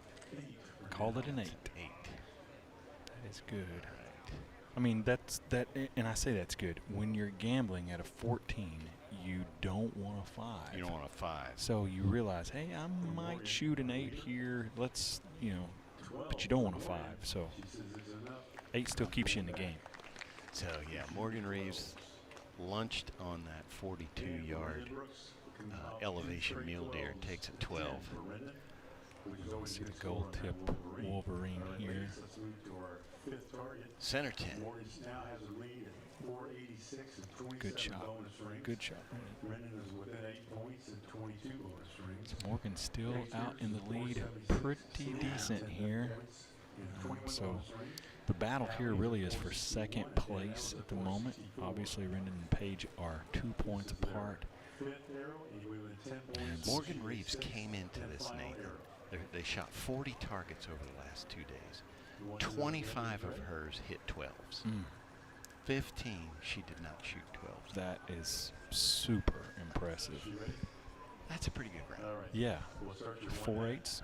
And she had a couple 8s. Yeah, that'd be 4 8s total, I believe, if she hit 25. That's a good round. That's really good. There's those bars you were talking about with Paige. Yep, there's those bars you were talking about, Nathan. Yeah, and I don't know how much weight she's got on that bow, but those bars weigh a ton. My guess is that bow is 10 pounds. That's probably about right. Oh, and there you go. Paige Pierce. She could see it. She absolutely smoked it. Inside out. Danielle Lutz there. She's on that mule deer. That's going to be low. Shooting at that 14. I think she was going 14. Yeah. Turkey there for all right, Hallie. Turkey for Hallie. 14 again. Didn't get a reaction. Can't see it. Can't see it. Can't see it. There's no way to react. Like you hit the target, but ooh. Rendon Brooks. Rendon Brooks called upper and got the upper. Continually chipping away. Continually for chipping her. away. That's going to move her to 490. Next up, Paige Pierce, looking to stay within 10 points. Good round for Rendon. Yeah, she's coming on strong. Bingo. There we go. Paige pounded that one. That moves Paige to 490 with Rendon. Ties them up. I haven't heard the bonus rings. Who has the lead there between the two? When they came in, they were tied on bonus rings, so I don't know what their count was. 10 for Hallie, 460, 471, sorry. If they were tied on bonus rings, Rendon would actually have one more than her right now. Okay. And for our leader, Morgan Reeves. That was an 8 for Danelle. Currently at 486. Shooting at 14 rings, trying to make up some points really quick. Again, when you're out there in your 4th or 5th place, the goal, I mean, ultimately you'd love to win, but you also realize that a podium really makes a huge difference because the paycheck is a lot better. Thousands of dollars. Yes, thousands of dollars better. So that is at least one of the things. I mean, hey, these guys come here to win. Yep. These ladies come here to win, but at the same time, they want the paycheck. So, Nathan, what we were just learning from Mike is, all right, so that was through 5 arrows. Now we go to our last chance archery, last chance arrow. Only those who are within 10 points of the leader get to shoot this final arrow. So Danelle Lutz is going to bow out in 4th place. Hallie Grine as well in 5th place. That's going to be where they finish. But Paige Pierce, Rendon Brooks, Morgan Reeves are going to shoot one more arrow for all the big money. So our podium is set. We have a 1, 2, 3 finisher. As we sit here, we see a 1, 2, 3. That's it right there. Obviously, Morgan with a 6-point lead. These girls are going to have to shoot a 14, and Morgan would have to shoot an 8 for things to tie up. So heavily in her favor as far as the win goes, but we also are looking at a 2nd, 3rd placement here that these two girls are. I can tell you what Paige is thinking. Yeah, 14. Yeah. Unfortunately, they are making the last chance archery, last chance arrow, the Panther. Ooh. So, The black target. The Bright Panther is what we should Yeah, call this. right. The Bright Black Panther. Neon black. Neon. And they have this new matte paint. You know, the Panther used to at least be shiny. Had some gloss. Not anymore. So there you can see it. Yeah. In the right of your screen. That's what they're aiming at. And so they have to find that ring down there, and they can't see anything. Right. And that target before was 46 yards. Yeah. They've moved them up, but not much. I mean, it's still a 40-yard shot anyway. Yeah. So at this, from this angle, there's nothing to shoot off of. And so I know Paige shoots a lot of power. So because she shoots a lot of power, she might have a chance to see it. But that being said, as dark as the lighting is on the target, I don't know that she'll be able to pick it out. And she might just have to reference or silhouette the target. I saw there's Aaron McGladry holding the umbrella, and Paige made a face like that said to me, I can't see it. But Paige shooting a thumb trigger this weekend. Nope. She just confirmed that it's a hinge when she Yes. pulled her finger off of it. Ooh, I think she got it. It's somebody, close. somebody just said, yep, there's a high five. Yes. That's impressive. So impressive in the dark. 14. Wow. 504. So now, Rendon has to match that arrow. Can she match it? To get second place.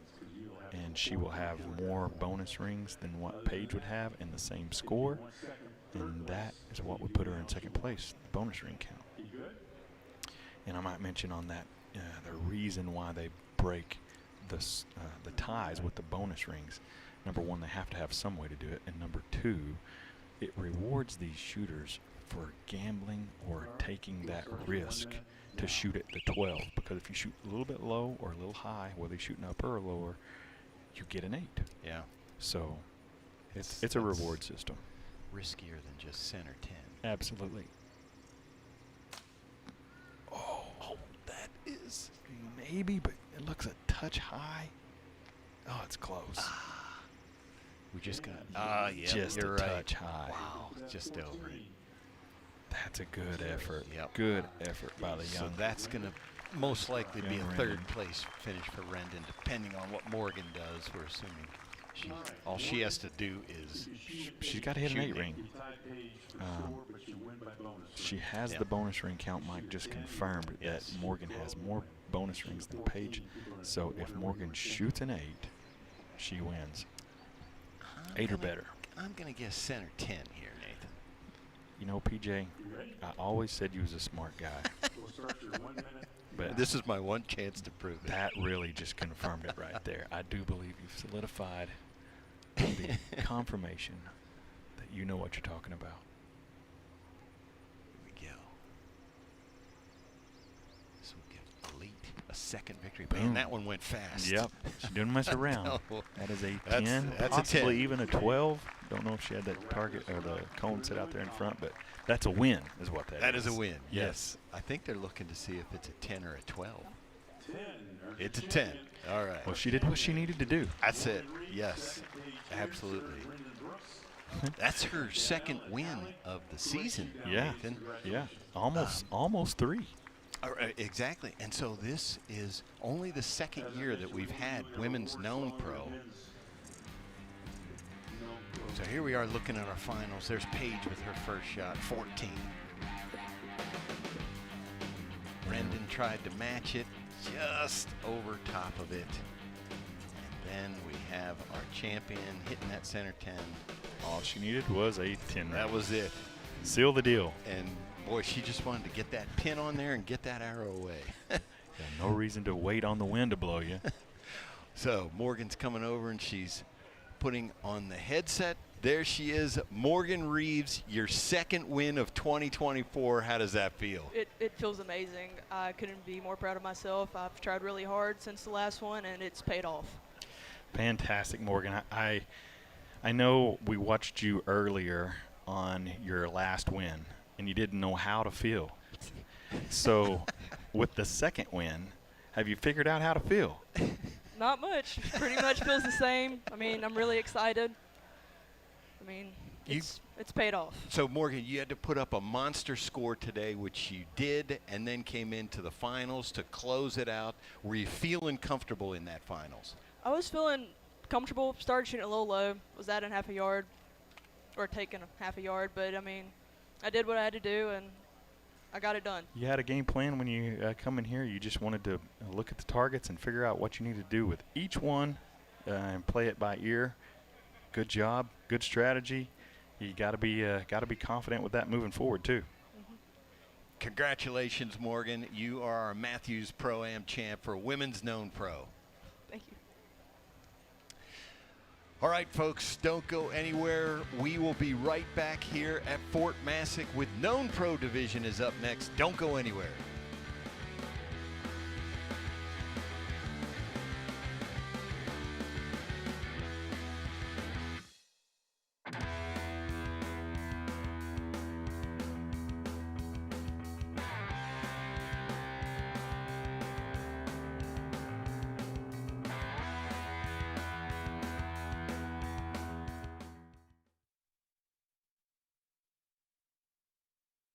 The X10 is the most successful arrow in competitive archery history, accounting for far more medals than any other individual piece of sporting equipment in Olympic history.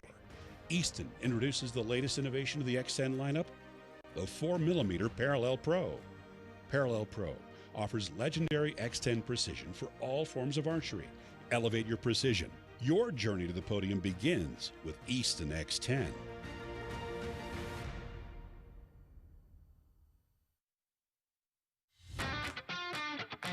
This baby's bad.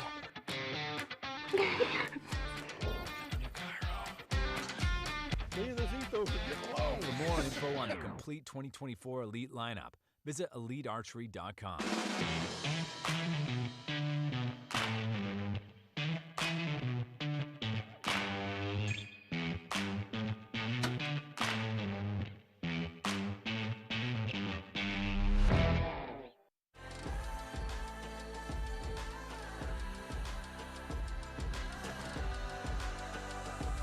In a very short amount of time, Tack Vanes has really dominated the tournament world as far as 3D goes and excelled in hunting.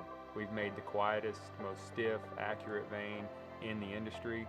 We're very proud of what we've done. We make all kinds of different sizes, profiles for any application. And if you want to check those out, go to tackvanes.com.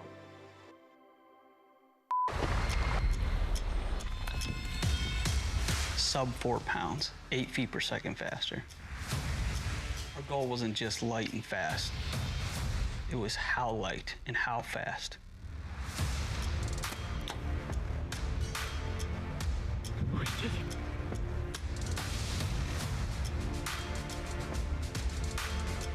Yeah, buddy.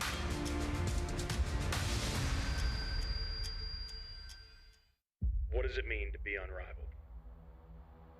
To be unrivaled isn't about winning a trophy. It's about putting in the hours that nobody else sees. To be unrivaled isn't just a choice, it's a lifestyle. It's to push yourself to be your best day in and day out.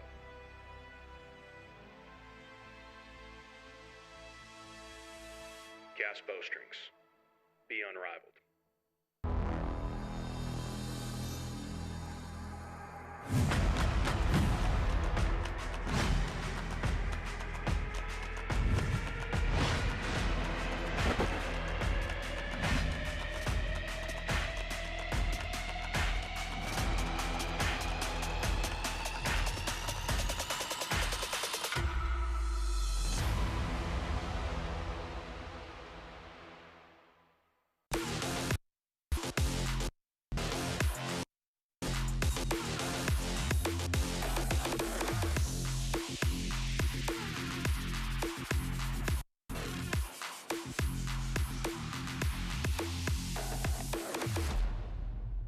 At the Lancaster Archery Foundation, It's our mission to get as many people as possible involved in the sport of archery. Thank you so much for your support and giving us this grant. Thank you for supporting us and others in the community. It allows me to afford studying at Texas A&M. I was able to attend my dream university and still shoot competitive archery.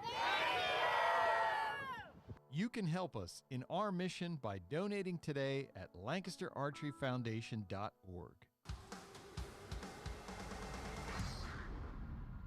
Page 2023 ASA Classic Champ, Cara Kelly. 2023 ASA Classic Champ, Heath.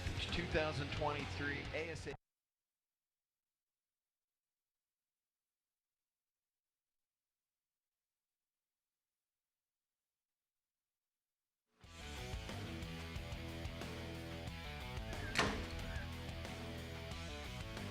What makes Metropolis Metropolis?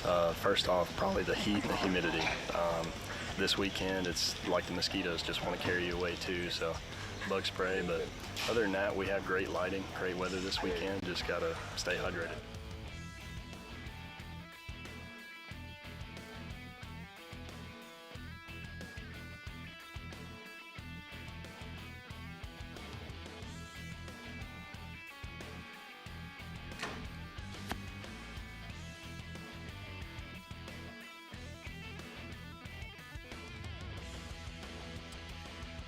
All right, welcome back everybody to the Mathews Pro-Am here, Fort Massac, Illinois. Known pro Nathan Brooks, there's our leaderboard. Run it down for us. So this is probably one of the largest spreads from top to bottom that we've seen in the known pro class in a while, but no stranger to the top of the leaderboard is James Lutz at 458. Kyle Douglas nipping at his heels like an angry wolf at 456, and there'll be some bonus rings shot by those two guys. Yes. Louis Price at 450 and Curtis Brodnax at 448 getting it done, and Brady Hempen getting in there at the 5th place position at 444. All right, Nathan, before we get to the action here, we're going to go back, take a look at Known Pro at our last tournament in London, Kentucky.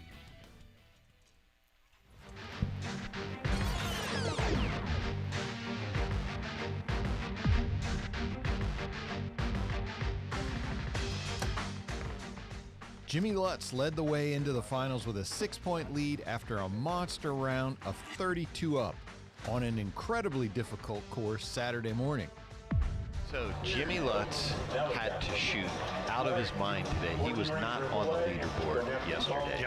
The Known Pro Shootdown is always a 14-ring hunting fest, and the London final didn't disappoint. Oh, he shot the 14. And he got it inside out. Through the 25 arrows shot in regulation, 13 found the 14 ring, the most we've ever seen in an ASA Shootdown. There's one for Preston. Good shooting, fellas. 2 more were added to the total before Lutz stepped up to shoot his final arrow, which he needed to put in a bonus ring to win. There we go. An inside-out upper 12 by Lutz locked up his first ASA win of 2024. Feels good. It was a good shoot down. Everybody was shooting so good, so no, it feels good. Had Danelle up there supporting me. It was great. I don't even remember it. I was so nervous. I didn't know if I was going to go for the 14 or 12, and I guess I went for the 12. I'm not sure.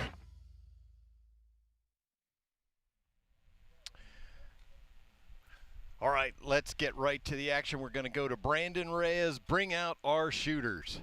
All right, let's begin the Known Pro Shootdown. Here are the top 5 qualifiers. Number 5 qualifier, representing PSC from Paducah, Kentucky, Brady Hempen.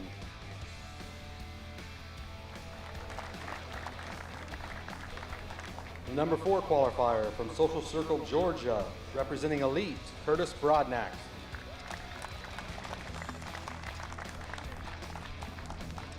The number 3 qualifier from Phelps, New York, representing Hoyt, Louis Price.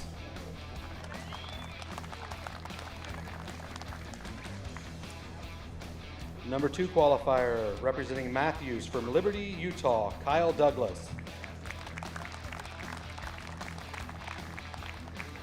And the number 1 qualifier from Montello, Wisconsin, representing Mathews, James Lutz.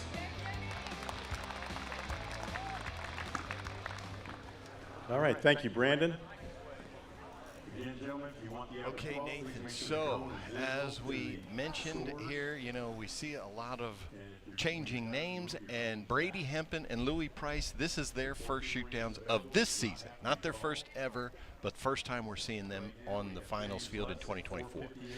Yeah, you know, Brady has been close time and time again. And the same with Louis, you know. I mean, typically in this known pro division, there's only 2 or 4 points separating the top to the bottom as far as, you know, our leaders are. So this is a pretty good spread for these guys, which just goes to show you how difficult the course was this past weekend, but also how insanely good James and Kyle shot. Absolutely. And this is known pro is one of those divisions in the ASA where there's probably 20 guys who could be out here on any given week. Yeah. Yeah, it's really wide open who can win this class. And we're getting to see some mainstays, though, recently because Jimmy Lutz has really figured out how to shoot 3D. Yes, he has. It's a good look at Curtis Broadnax. Just, I don't know. That might be 14, but it might be just low as well. He smashed a bunch in the last ASA shoot down, yes, as we just did. saw there in the recap of the last event. Yep, Jimmy Lutz here. We are shooting at the Bo Doodle Panther, which we know is 46 yards, I believe it was. I think my 12 ring for Jimmy. I think my yardage sheet blew away. Surprise, surprise. There's not a whole lot of wind, but there's enough here to do that. Oh, here we go. 46-yard Panther. All right. So Kyle, I believe, did he? I think Kyle hit the 14 there, so now they should be tied. 12 there for Louis. 12 for Louis Price. On the turkey, that's given everyone a fit so far. 45-yard stand turkey. Curtis shooting at the 14 we saw just a second ago there. There's Curtis, big time Broadnax. The elevation mule deer. Here we go, Brady. 48-yard Wolverine. That's solid 10. Yeah, it's a good start. Good start on that target. It's the longest one out there. Got to just get comfortable, move to the next one, and then start gunning because you got to pull them out at some point, right? So, let's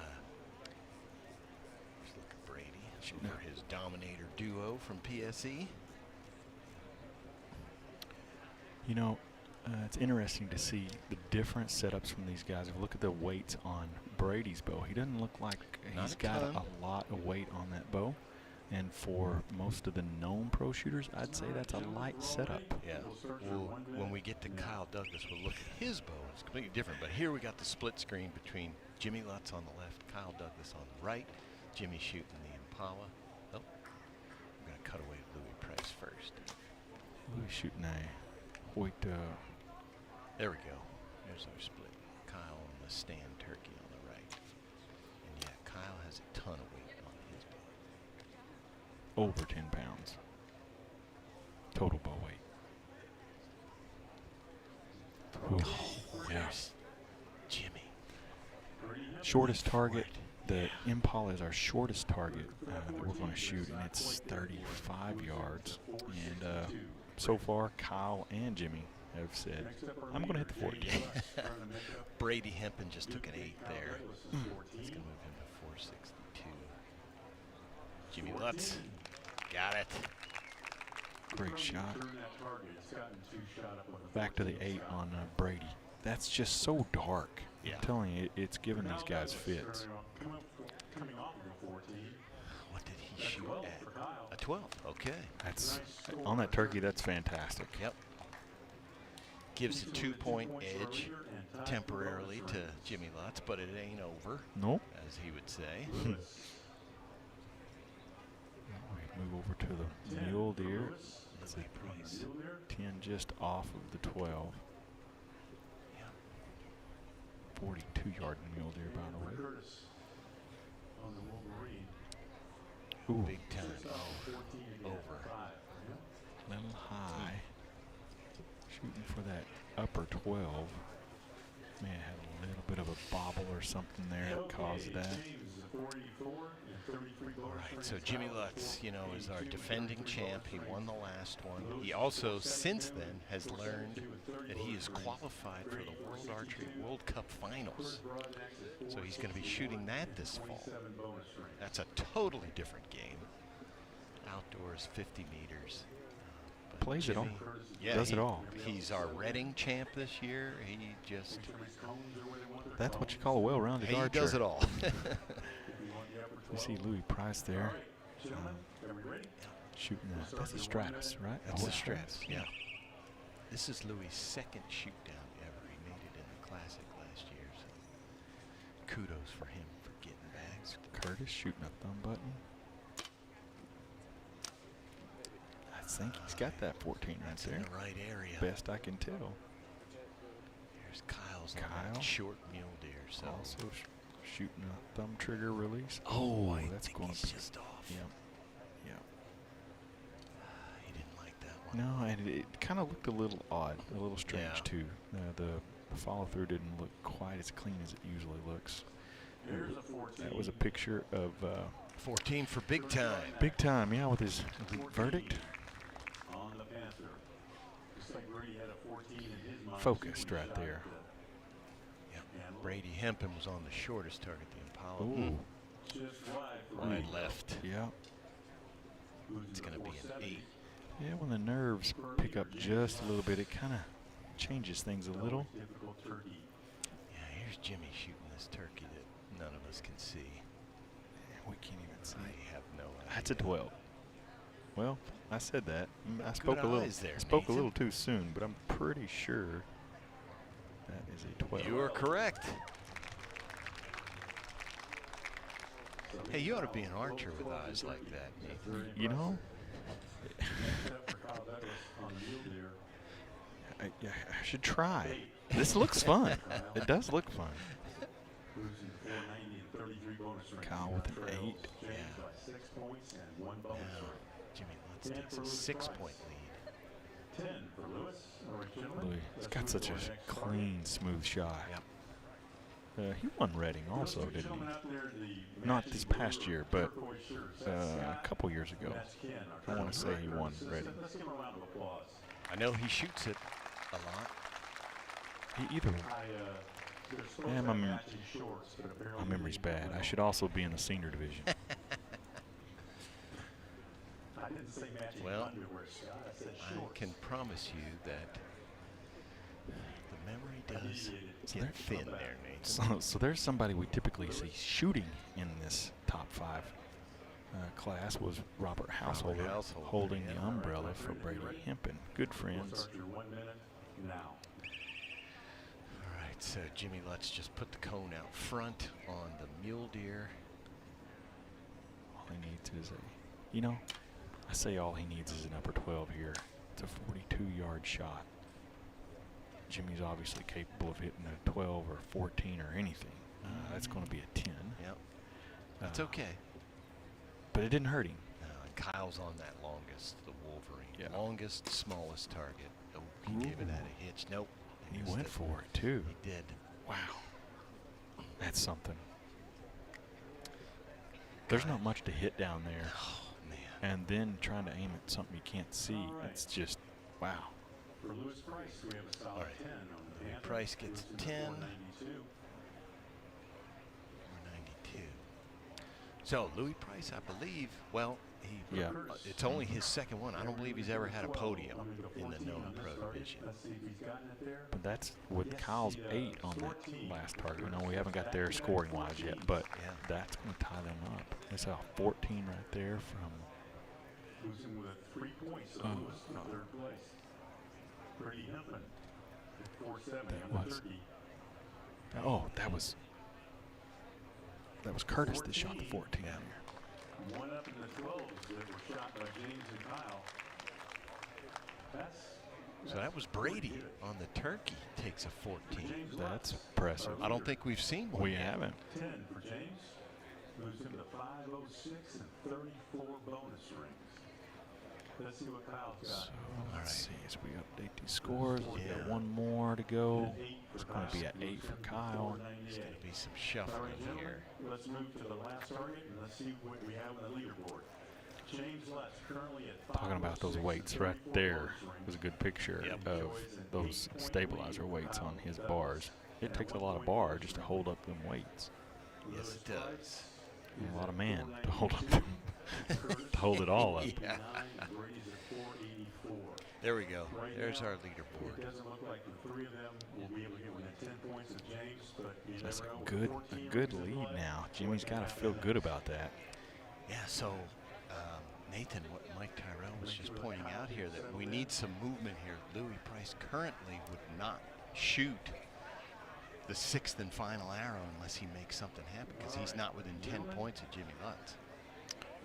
Watching Jimmy here, he's shooting the Mathews title. I don't know if that's 36 or 38, but it's a I'm not Mathews. sure which one he shoots. It's a Mathews title regardless. He is on the Wolverine. I'm going to guess he's just shooting center 10. He hit the And upper. he called the upper. He did. He Got did. it. Yes. Jimmy shoots a thumb trigger, and he commands it. A lot of these guys do. And it impresses the heck out of me that they can keep their mental game as sharp as what they do when they need these shots. But he's obviously proven so well. There's Kyle Douglas, got that 14. 14 on the Black Panther. That is stupid impressive because you can't see it. Yes. Louis Price. So Louis Price needed to make something happen. He takes a 12. He's got one of the cleanest shots of all these guys I watch out here. Really smooth. I don't think that's going to be enough for Louis. Well, we saw James, even though I haven't scored it, we saw him hit that 12, so he just matched that final, that last arrow. So. That's the 14 game right there for you. Yep. And for Brady Hempman, there's a 14 for him also. Good 14 by Brady. Right. Took him a little bit to get settled in, but when he did, he turned it on. He got there. Yep. 12 for He's James going to Lutz take that with 12. 5-18. Okay. Right now we have James at 5-18 and second is Kyle Douglas at 5-12, who will be shooting a 6th and final Just arrow. listening to what Mike had to say there. Kind of gets quiet for a little bit every once in a while, but we are listening to what is going on. There it is. As Mike Terrell announces what's happening. So. Yep. Brady Hempman's going to finish 5th, 498. Curtis Broadnack's 4th, 503. Louis Price is going to finish 3rd. Congrats to him on a podium, 504. Our 6th and final arrow, the last chance archery, last chance arrow is going to be between Jimmy Lutz and Kyle Douglas. 6 points separating. Kyle shooting at a 14. Oh, yeah. Let's just for sure get that out of there right now. And I'm going to do some predicting here. Go for it. I'm going to say he hits it. His track record is really good. So when he hits the 14, that puts him at 526. So that means that all that Jimmy would have to do to win is hit a 10 ring. And Nathan, it's impressive. So those are our top 2 guys, Jimmy Lutz, Kyle Douglas. You go back just a couple years, 4 years, I believe, maybe 5. Neither of them were shooting this game. No. They weren't playing it because it wasn't a known pro class. So this wasn't their game. So they came in. Kyle Douglas is from Utah. They don't play ASA out there. Nope. Jimmy Lutz is from Wisconsin. Same thing. Yeah. They came down here. This is where the money is. They learned the game. I mean, they're the best in all the disciplines. And now, no surprise, here they are at the top of the game in known pro for ASA. Yeah, and we talked about that a little bit before in the women's shoot off, talking about how you for a lot of these archers they have to be able to see it in order to hit it. But one of the things that these 2 guys right here do, both of them are command shooters. Yeah. So what that means is, yes, they have to settle their pin, what they're aiming at, as opposed to someone that's shooting a surprise shot where they have to just hold and wait. So you have to hold dead still. So these guys have a really great shooting skill set for 3D archery because they don't have to hold a long time on the spot. They just got to get the shot to go while the pin is there. Right. And going back to that weight that they have on their bows, that's another thing that is a huge advantage. If they can handle the physical weight of, and when I'm talking physical weight, I'm not talking about the draw weight, I'm talking about the mass weight of the bow with all the stabilizers on it. Getting steady, get the pin there, and just get the shot gone. Yeah. And it's a huge advantage, and they know how to do it now. Really, really good. Yeah, you can see his stabilizers, front stabilizer is not moving. It's just hidden there, but oh, we went for it. Maybe just over. It's so close, I can't quite see. Yeah, I can't tell. Now look at that turkey. The sun has totally changed, and we can see the rings on. Folks who shot earlier, they're saying, how come it wasn't like that before? Yeah. They're aggravated, so mad. I think he missed. It does look a little high, but it's rolled. Look at that. It's laid back. Yeah, it is. All it has to do, Nathan, is touch that line, and as you mentioned, in this heat and humidity, the line will pull towards the arrow because the foam is soft. And they're shooting the largest diameter shafts that they can shoot for this game. 27/64 diameter. That, I believe, is a triple X gold tip. This is a tough call. These judges have. You got it. That is such a tough decision and such a tough call to have to make. But one good thing that these guys do is they're very consistent with the way they see things. Yep. And they do a good job of delegating how they call these arrows. We have one angle at it from the camera. Scott Parrott's down there. He's looking above, low, left, right, all over. And I know his theory is he needs definitive evidence that it's out, otherwise it's in. Yeah, it's kind of that it's in unless you can prove to me that it's out. Exactly. Yes. And I like the way he looks at that because you know, it gives the benefit of the doubt to the shooters because we have so much change with these targets sometimes with the sun, just like we see that happening. There he goes. All he needed was center 10. Center 10. And I believe he called upper. I think he got it. Just for good measure. Yeah, just make sure I win this thing solidly. No, he got a 10. Okay. Good enough. Yes, that was all he needed. That's all he needed. Well, I don't want to say that I can call archery prophecy, but that's what I said was going to happen. Yeah, that's exactly what you said. You called the 14. Good finish there for Kyle Douglas, taking second place. Jimmy Lutz, our champion, is going to come around to the interview booth here. He is going to be back-to-back, which I believe for him is a first here at ASA. And there he is. He's got the headset on. Jimmy Lutz, back-to-back championships. How does that feel? It feels great. Yeah, really good. So that was not the easiest of finals there. You had to do what you had to do. What was your game plan as the race was going on? Basically just take it easy. I feel like it's so easy to rush yourself out here. Had a game plan going into it. Just tried to make as little mistakes as possible. And, you know, I shot a really good shoot down here. Did you have an idea before you went out there? Like, did you look at each target and say, okay, I'm probably going to shoot it to 14 here, 12 here, or did you just play that by ear each? I say by ear. Did you play it by shot? I played it by shot. For a shoot down, this was a pretty long range, so really anything can happen. And I mean, with the guys in our class, anything will happen because they're all just going to hit. So one more quick question for you from me. How did the lighting change happen? Because we watched it go from dark to light as you guys were shooting. Did you notice any changes? I honestly didn't notice anything. I was so jacked up out there. Awesome. Congratulations. Jimmy Lutz, 2024 Mathews Pro-Am known pro champ. Congratulations. Thank you. All right, folks, don't go anywhere. We are going to be back here at Fort Massac. When we come back, the rangefinders go away. We're going unknown distance. Don't go anywhere.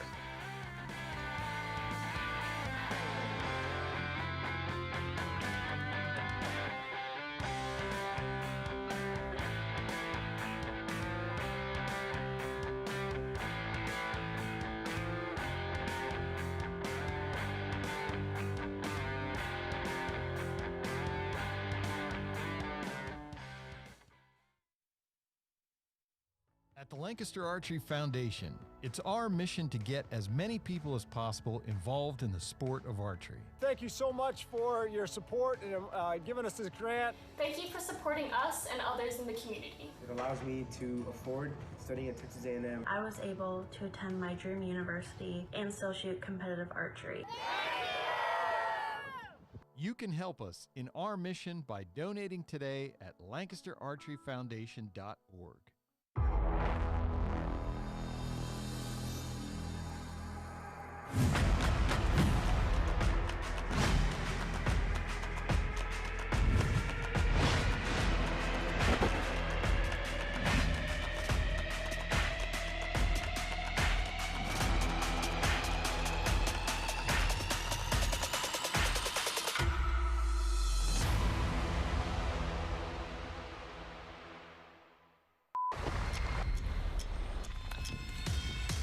Sub 4 pounds, 8 feet per second faster. Our goal wasn't just light and fast. It was how light and how fast.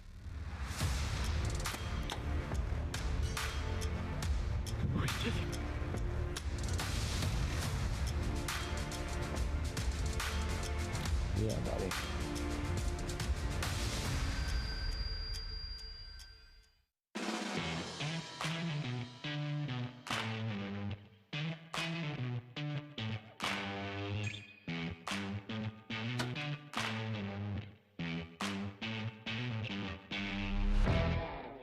The X10 is the most successful arrow in competitive archery history, accounting for far more medals than any other individual piece of sporting equipment in Olympic history. Easton introduces the latest innovation of the X10 lineup, the 4mm Parallel Pro. Parallel Pro offers legendary X10 precision for all forms of archery. Elevate your precision. Your journey to the podium begins with Easton X10.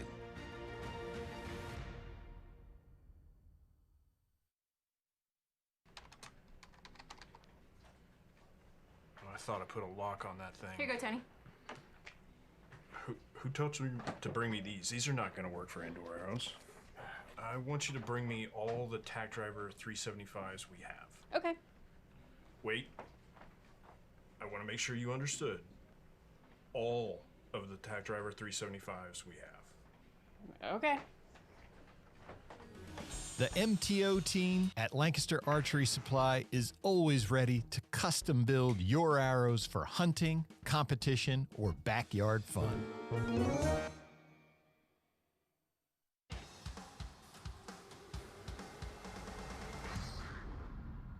Page 2023 ASA Classic Champ, Cara Kelly. 2023 ASA Classic Champ, Keith.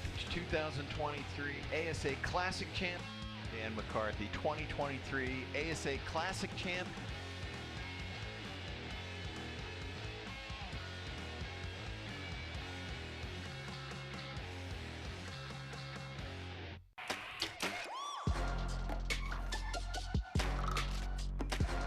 Oh, what a shot. Got it. Unbelievable. So Kyle needs an 8 to win. 8 to win. Oh, he went right at it. Enter 10, done. This guy is unreal. That's it. And he got it. Never plays.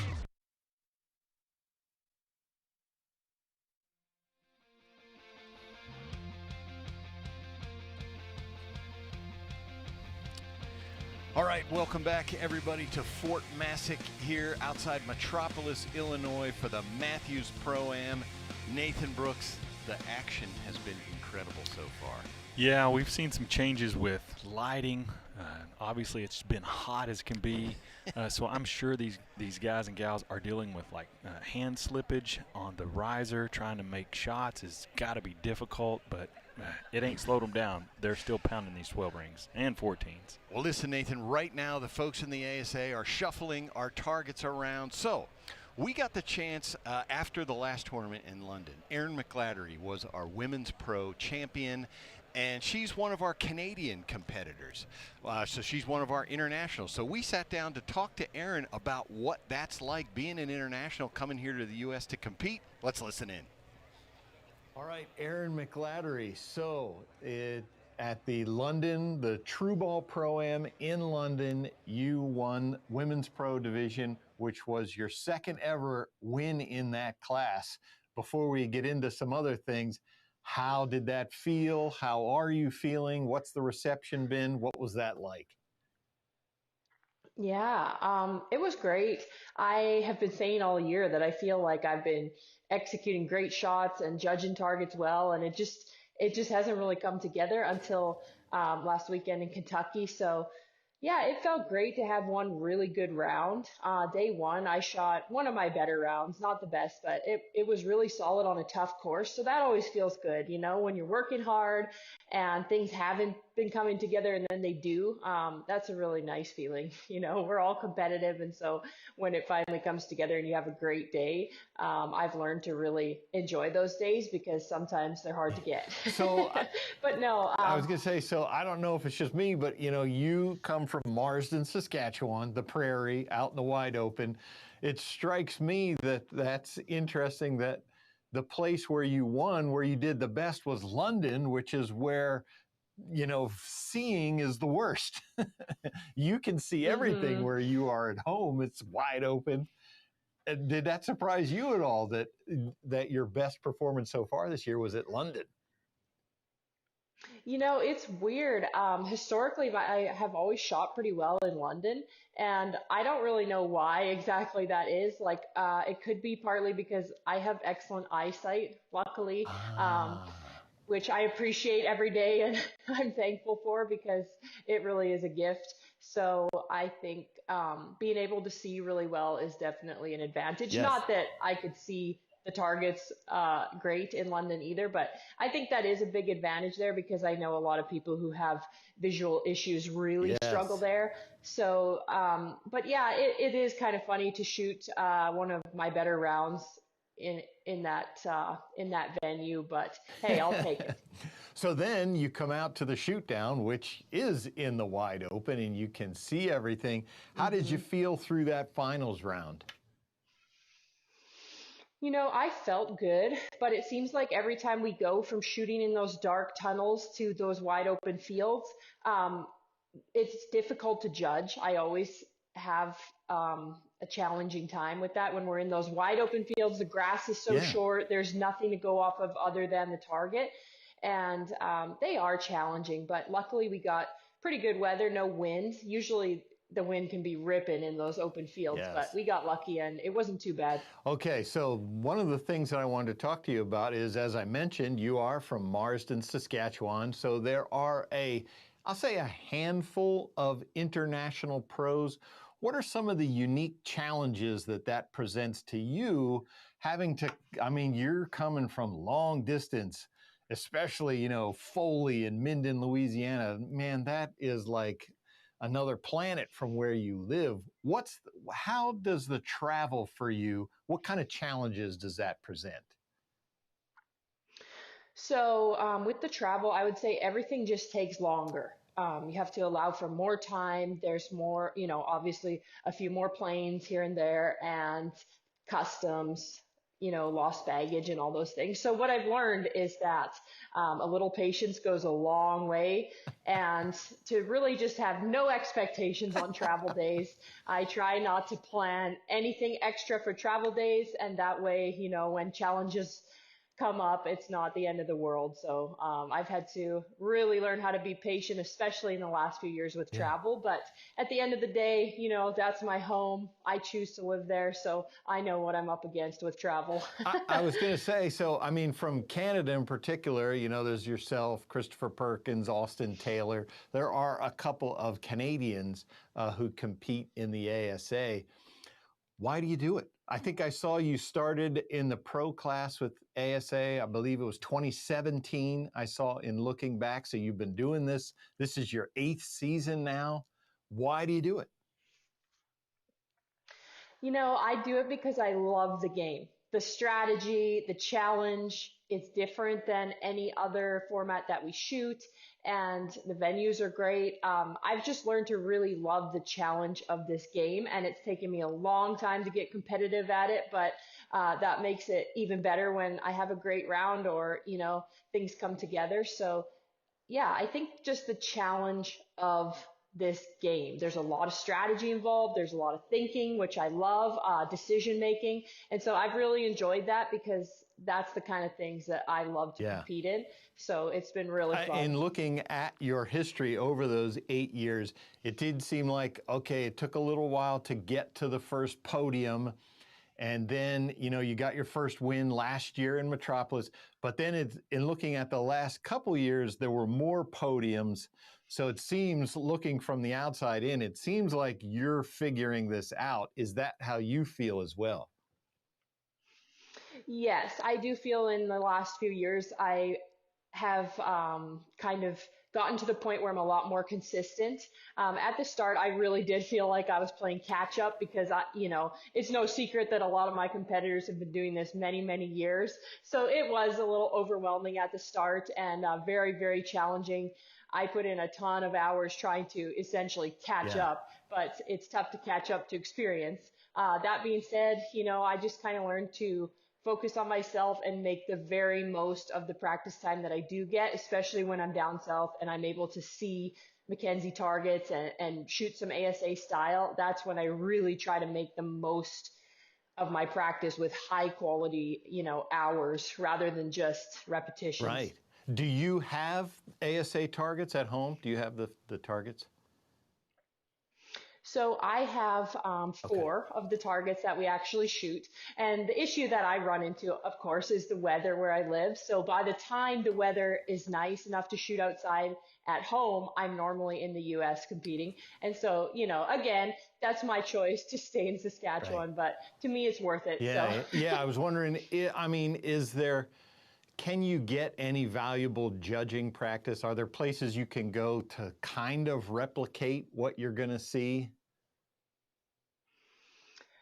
Terrain-wise, no, we don't have pines and that kind of thing where I'm at, and we also don't have ASA targets, but there are, the odd 3D ranges and things like that. So, and of course, there's plenty of trees and terrain that I can go and judge ground and trees and grass and at least work on judging distance in general. But in terms of studying targets and shooting targets, that I don't do a lot of at home. Gotcha. All right. So with your first win of 2024 under your belt, how do you feel going forward with the rest of the season?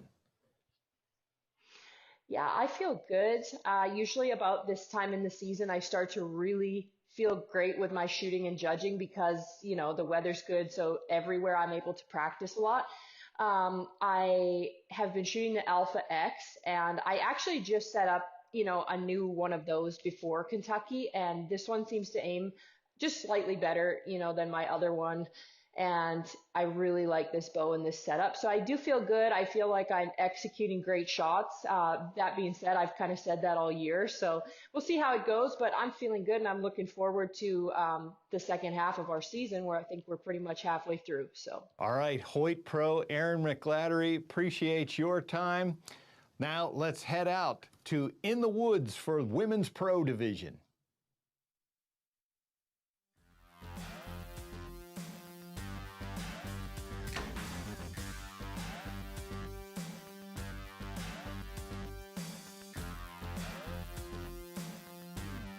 Gonna say it's refreshing after a good time. Yes. 100%. Not as much glare, not as much hill, footing is flat.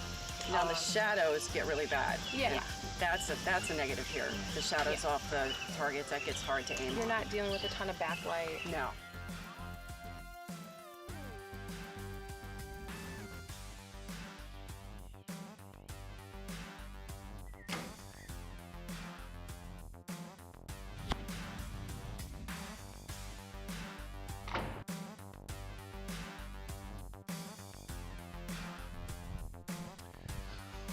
All right, welcome back everybody to Fort Massac here in Metropolis, Illinois. Our women's pro class is going to be up next. Nathan, there's our standings. Run through for us. So, Cara Kelly at 407 has obviously won so many of these tournaments. She is such a dominant dominant player here in this class. She leads the field at 407. We got Sharon Wallace, who is probably her arch rival, but one of her best friends, at 403. Emily McCarthy at 401. Kaylee Pettifer at 397, and then Laura Huff rounds up the top 5 there at 390. So we got 17 points top to bottom, but that top 3 is pretty tight. So this should be a pretty good race. That is definitely going to be a good race, Nathan. So we want to get to the action. Brandon Reyes, bring out our, oh, nope, before we get to that, we are going to go back and take a look at how this division shook out in London, Kentucky.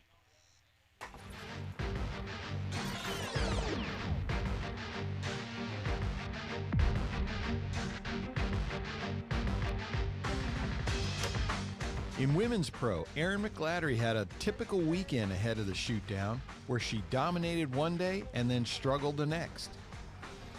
Still, she did what she needed to do to carry a 1-point lead into the finals. So Erin McGladdery, our leader from Canada. Things changed quickly on the ball field, however, when third seed Cara Kelly shot a 12 on her first target.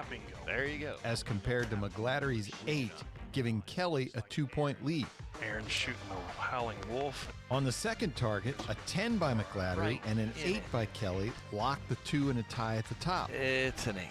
Those scores flipped on the third shot, putting Kelly back in the lead by 2. Cara will take the lead again, if I'm not mistaken. They flipped again in round 4, squaring the 2 up once more at the top. Oh, Cara missed out wide.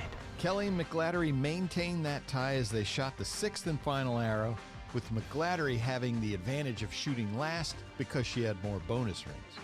If I hit the ring, I force Aaron to have to shoot the 12 to tie me or the 14 to beat me. Kelly went for the knockout punch, gunning for the 14, but missed it low, which meant McGladdery just needed a 10 to take her second ever win in Women's Pro, which she hit with ease. Oh man, it feels great. Honestly, I'm a little shaky still, but that was a good one. Honestly, the weekend, it just kind of, day one was great, but today felt like a battle all day long for me. So to get through that and get through that shoot down and come out with a win, it feels awesome.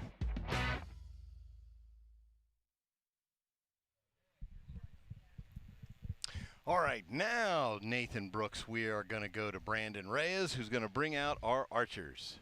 All right, ladies and gentlemen, let's start the Women's Pro Shootdown. Here are the top 5 qualifiers. The number 5 qualifier from Clarksville, Tennessee, representing Mathews, Laura Huff.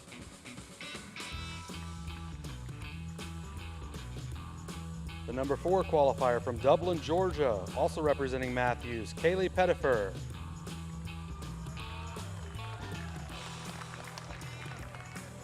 The number 3 qualifier from Wazeeka, Wisconsin, representing Mathews, Emily McCarthy.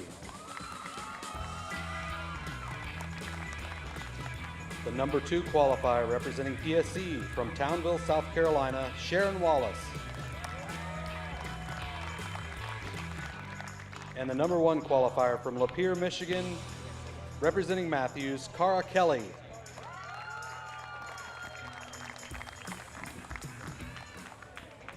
Thank you, Brandon. Cara, 407 and 9 bonus rings. All right, so Nathan Brooks, that is our field there. All of these ladies are experienced with the finals field, so I'm expecting there's going to be some bonus ring hunt. Yeah, I would say so too. Obviously, Cara in a position where she's probably going to play this target by target, not getting crazy, shooting some center 10s, making sure that someone is pushing her before she has to pedal to the metal sort of thing. Yep. But then you've got Sharon and Emily, who are both really close, only 2 points apart. So for that second and third position, that's really tight. Those girls are going to be definitely shooting hard at 12s, so we might see some up and down stuff going on here pretty quick. Hey, kudos to Sharon Wallace for getting back to second place. When she started her round today, she had some issues and she shot some 5, I think she shot a 5, a couple 8s, dropped off the, down low on the leaderboard and went to negative points, and she had to claw her way back to get up there to 403.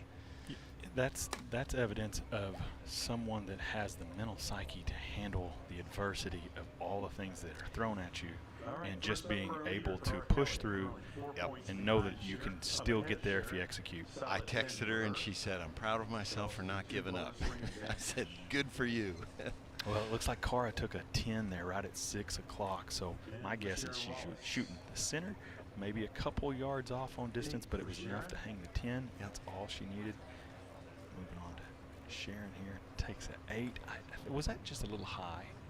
I did not see. I think it was just out the top. She typically shoots at uppers. She does, yes. And so I think that was probably just a hair high. This is Emily here on the turkey. We have moved all of these targets. We were shooting known distance before. During the break, all the targets were moved. So all the distances are new. We don't know them. They don't know them. They're judging them. So Emily takes a 10 there, so she's going to catch Sharon. Now they're tied for second place. Yeah, that we will say, what we can say is that Sharon shot the longest target. That Impala is the farthest, it looks like. All right, so this arrow is really difficult to call because where the 10 meets the 12, oh, well, it was an 8. The point I was going to make was there, if that arrow was touching that 10 line, was it technically a 12? Was it a 12? Because the 12 actually isn't a perfect circle right in that situation. 10 for Laura. All right, ladies, let's move to our next target. Or with the 10 on the Wolverine, and I don't care if that Wolverine is 20 yards or 50 yards. 10 is a good shot on that. Yeah, I don't know how far it is, but it's not the closest, I can tell you that. It may be the second farthest. It's out there. It could be the farthest, too. It's actually, really close. I can't tell between that and the Impala. I can't tell. It's the farthest from us. Yeah, it is that.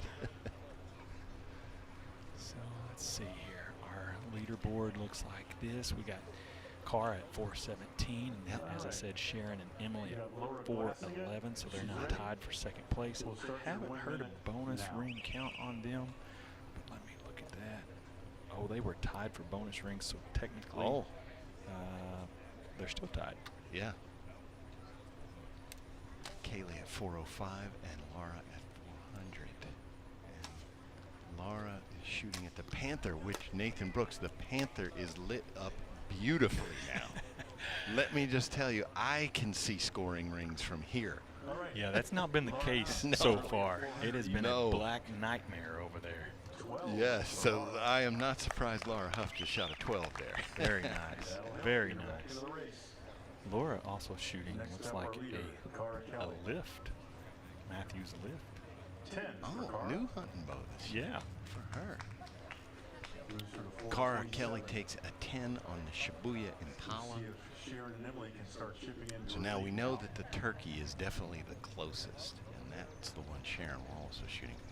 That arrow looks low to me. Yeah, it's close though. Yeah, probably an eighth of an inch low.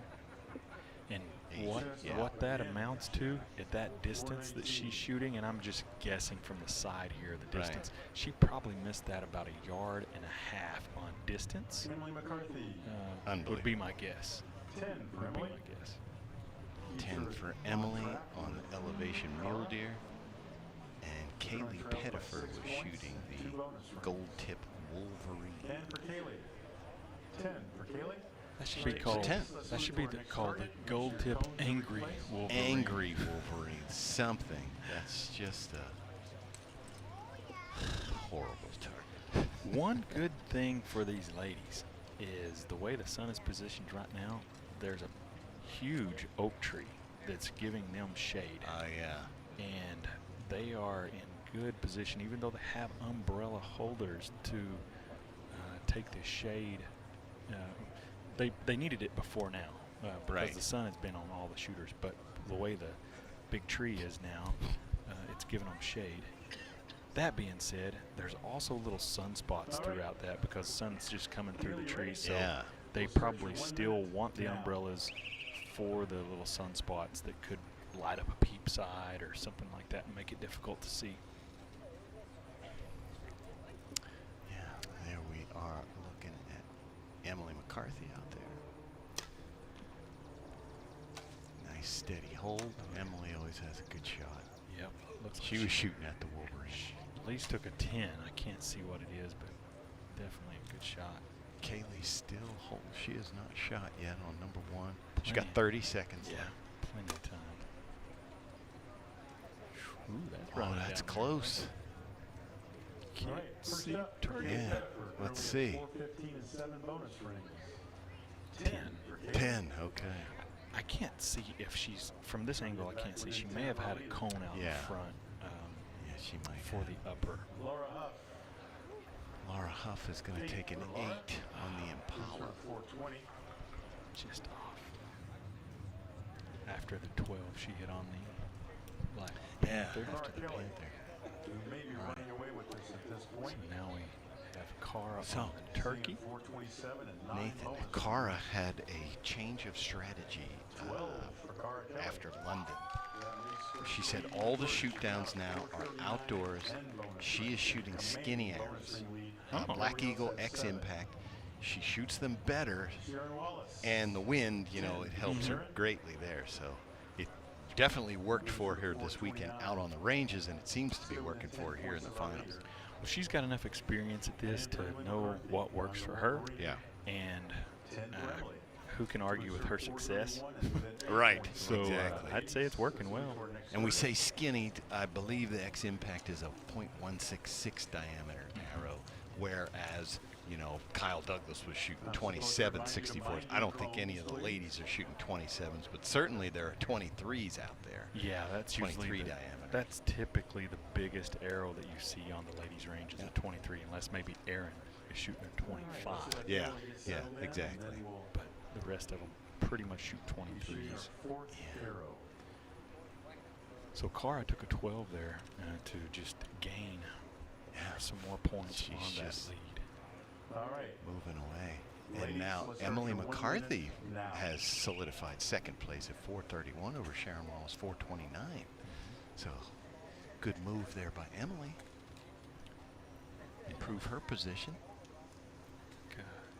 Sharon shoot a PSE. I don't know if that is a. It's not a Dominator. No, it's a. She's got the Super X. I believe so. I believe that's what she shoots. But she's on the long Wolverine. She's at least a 10. She's Cara's next to her on the Mule Deer. They both have cones out in front of them, so they're shooting at the uppers. So just a quick mention here. These archers have to call the upper 12s if they are shooting it. And by rule, how they call that is we have a cone that they set out in front of them when they determine that that's what they want to shoot at. So, so that was a long hold by Emily. She got down to 8 seconds left. And I believe she hit a center 10 there. 10 for Emily. So it paid off. She shoots a hinge, and she was working that shot. Yeah, that's the difference when we were talking about before with the known pro guys that are shooting on command. Yep. And she shoots a shot that's a surprise shot. So she's just aiming and holding and waiting for the shot to fire. And saying, please go off. Please go off now. Yes, the faster the better. The faster the better. All right, Laura Huff here on the turkey. We just had Kaylee shot a 10 on the Impala. Laura Huff takes an 8 on the turkey. That is the stand turkey. We're moving to the elevation. Mule Deer for Cara Kelly, our leader. It's close. I can't tell if it's a 12 or not. It is a 12. 12 for Cara Kelly. That's another one. 12. Wow, she's just crushing it here. And let's get Sharon's Wallace, and then I'll tell you a quick story about Cara Kelly that she probably doesn't want to remember from 2 years ago here. I know it. Yes, you do. A 12 for Sharon. Good shot. Right. Ties Emily McCarthy. Cara Kelly came into here 2 years ago with a healthy lead, and the wind was just horrendous on this finals field. She shoots that hinge, and she had one that she held a little bit long, and it ended up going off after the timer, and so she had to take a 0 in the finals. She did not win that one. She was very upset about that. Sorry I had to bring that up, Cara. But you're doing great now. But that is experience. that's what you get from this. Yeah. You learn how to play this game. You learn what you need to do. You just talked about her changing in the finals. She switches up to the X impacts because of what the wind typically does for her. Right. Also, understand this, that the ladies typically aren't shooting, 50 pounds, or around 50 pounds, 50 to 55 pounds. So their arrows are lighter, so the wind affects them so much more. Right. And so if there is any little bit of breeze or whatever, where some of the guys are shooting 70 pounds, shooting a 450 grain arrow, it doesn't drift very much. These ladies might be shooting a 275 grain arrow. Yeah. You know, almost half that weight. Or it is half the weight. Right. And so that's just, it's really difficult in the wind. So that smaller arrow, they're not just a better decision. They don't have that arrow speed either. You know, their maximum is 10 feet per second, slower than the open pro guys. So they're not getting into the 296, 297 feet per second. They're in the 80s. Right. And that's, if they're lucky. Right, and that's done. The reason why the rules read that way is because it's fairer, more fair for them across the board. Wow. Back-to-back 12. Sharon takes a 12. This is exactly what we were talking about, Nathan. She does not give up. She's such a good shooter. She's won the indoor events. Everything. She's been NFA Indoor National Champ. I mean, Sharon Wallace can shoot a bow. Yes. Simple. Emily took a 10 there, so Sharon actually should jump Should her. pass her, yeah. 14 ring in the turkey. Kaylee went for the 14, just high for just a a bit 5. high. Yeah. That's a good one to go at, though. And it's the closest. Right, and now the lighting is different, so you should be able to see it a little bit better. 8 for Laura Huff on the mule deer, and Cara on the long one. So we're going to figure out. She takes a 10. Okay. All right, here's our situation. So Kelly at 461 and 11 bonus rings. Mike Tyrell is giving us the rundown. Sharon Wallace with 9 bonus rings. While he's doing that, I was saying before that the Lutz family has a lot of archery talent in it.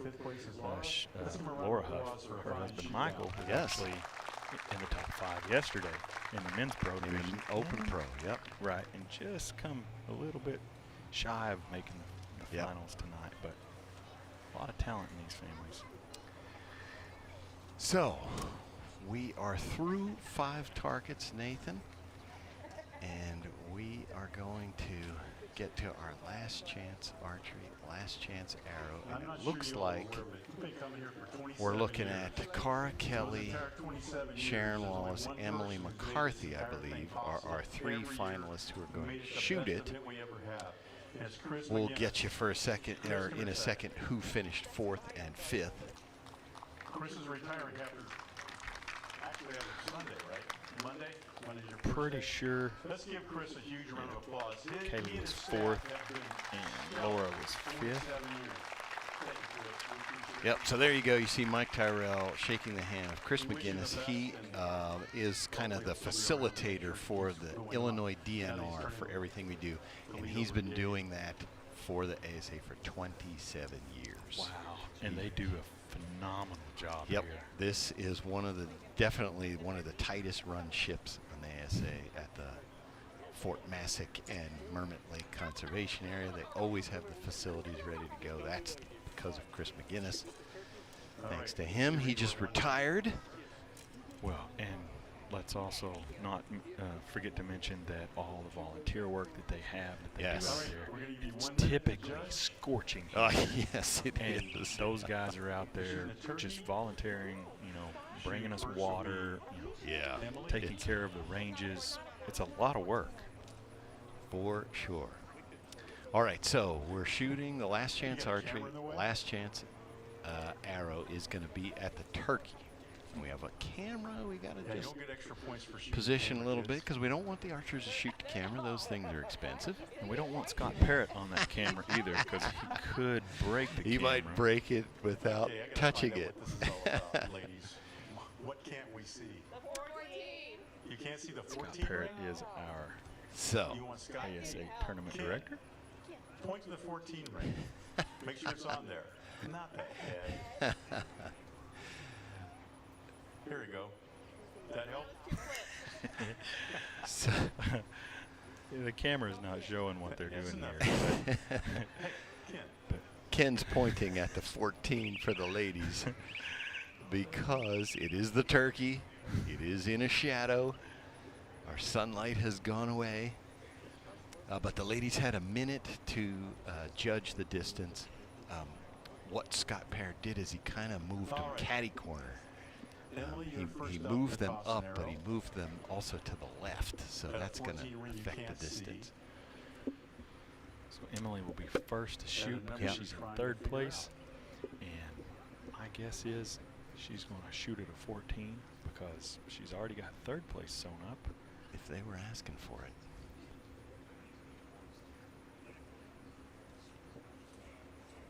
All right, you feeling comfortable? So You want Ken to go back out and point to it Emily again? shoots While a you're Mathews title as well. I'm pretty sure. I'm All right, not Emily, we'll certain. start your 1 Is that minute yellow? now. I think that's yellow. So there's our leaderboard. We just wanted to round out that Laura Huff finished in 5th and Kaylee Pettifer finished in 4th. Now we see here Emily McCarthy shooting first in 3rd place currently. 2 points behind Sharon Wallace.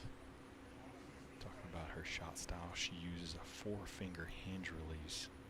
That is, again, a hinge release is something that you just wait on the shot. Oh, wow. She gave a run at it. All right, She let's did. see It if looks, Ken just got it naked right eye, or it looks a not. little high, but does. just barely. And 5. Yep. Just high. Just a little. 5 for Emily. All right, that's going to move her to 456, which means Sharon just needs to hit foam All right. to stay in 2nd Sharon, place. You're 8 I mean, points down. she's Bonus rings are not even 8 close. points behind Cara So Kelly. as long as you get at least 5 points, you hold on to second So even if place. she shoots a After 14 that, here, you're on your own. that puts her at a 465. So Cara would just have to hit the target Have to to see win. Keith Alstrom making the shoot Yeah. down again. as So- usual. I guess there's no danger because even if No. she just shoots a 5, she maintains 2nd place. So Hi, Keith. Yeah, and I would be really, All right. well, Start not your Sharon, 1 but I'm minute now. certain she's very confident she's going to hit the target yeah, because it's close enough. If Right. it was, we know it's not 50 yards, but let's say it was 50 yards, she probably might not shoot at the 14 at Yeah. that point because it's higher, and there Right. you have the risk of missing. But no, she No. shot it at 12. she went for a Okay. 12. She did not call upper. And she's going to take a 10. 10. She's got a 10, All right. So 463. So, You're Cara Kelly just 463. needs to hit foam. That's a Cara, you're at good feeling, 461. PJ. That's a good feeling. That's all I'm gonna I can say. only You're on imagine, your own. Oh, David. it's a good feeling. I tell you what, it's a fantastic feeling when Start even your 1 minute if you now. just have to hit a 10 because you're thinking, hey, that's a pretty big I ring. can do that, yep. But to just But hit just the hit target? heck yeah. There it is. There you That go. looks like a There's our 12 too. champion, Cara Kelly. Let's see what Scott gives her. I believe. Pettifer and Laura Huff. Congratulations, ladies. Congratulations. And it was She a got 10. it. We will Okay. win the awards Just a for 10. the That's all she Good needed. enough. Following the men's pro shoot-off. So, Congratulations to Cara Kelly. She's going to come around. We're going to get a word from her. you know, she is a mother of 2 boys, and I know they run her all over the Oh, place. yes, they do. So to do this is impressive. To come out here and win, the focus. It's a good look at Emily and her effort at the 14. Yep. A little hot, and Sharon, good shot. Just a 10. Just taking that 10 to stay in 2nd place. Final error for the win. He's the champion. Good Cara shot. Kelly. I did see there's her son Cade came over to give Mom a big hug, and I guess Mom he's going to go with Mom to the interview booth. Why not? That's what we call the winner's circle. Winner circle. Whoop, whoop, whoop. That's because he got tangled up in the cords for a second. Oh, that's Here great. she comes, and Cara Kelly's got the headset on there. Cara Kelly, you took the win. How does that feel? Amazing. It's been a crazy year. I mean, I won Foley, and then I've had a ton of podiums and been, itching, but every tournament it's been just like one thing here or there. And I shot a 5 on day 1, and I shot that 5, and I was like, not this weekend. And went to work, so yeah.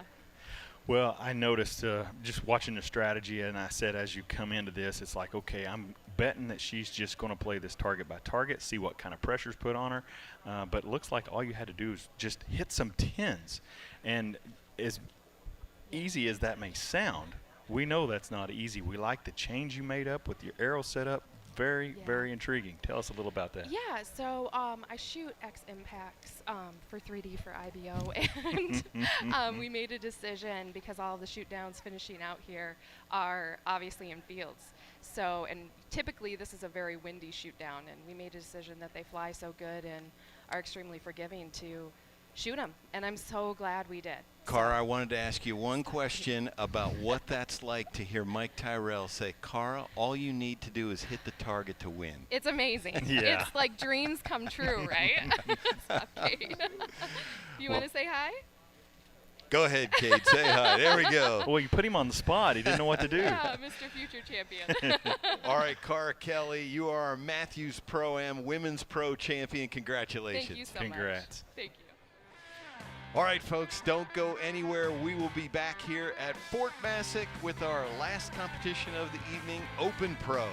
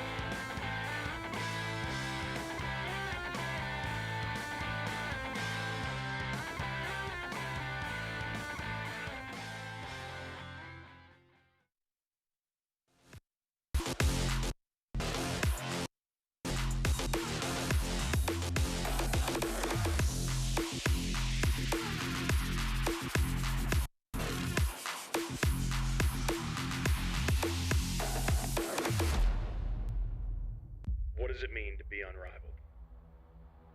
To be unrivaled isn't about winning a trophy.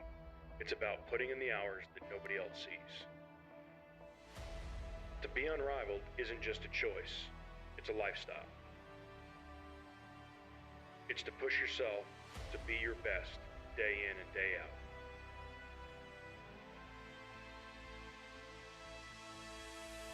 Gas Bowstrings. Be unrivaled.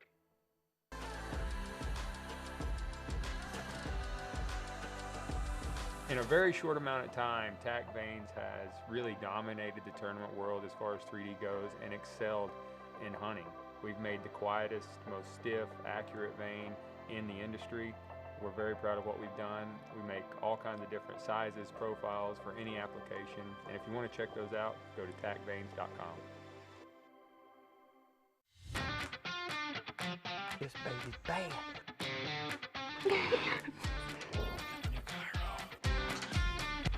For more info on the complete 2024 Elite lineup, visit EliteArchery.com. Ryan Jeffries, Mr. Ryan Reed, Chris Hacker, Alan Connor, Benny Barger, and your #1 qualifier from Voorheesville, New York, Jacob Sluzard.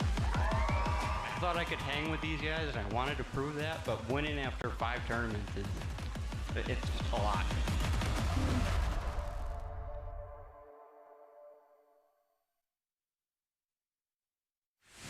I have to shoot the best or there's just no point in doing it. I'm blown away at just how easy each arrow tunes right out of the box.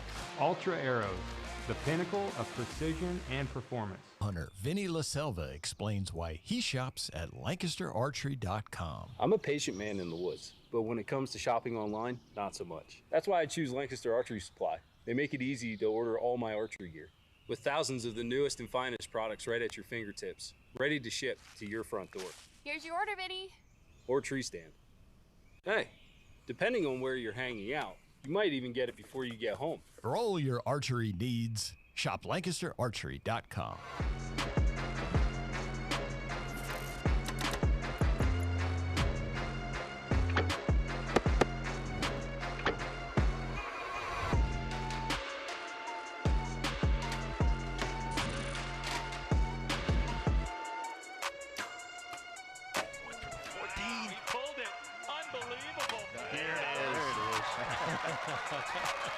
Good shot for Carl.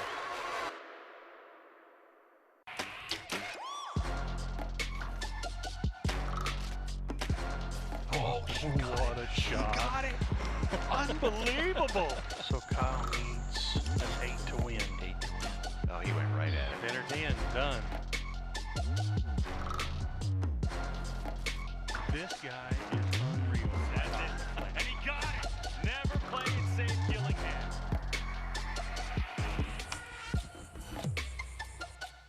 The X10 is the most successful arrow in competitive archery history, accounting for far more medals than any other individual piece of sporting equipment in Olympic history.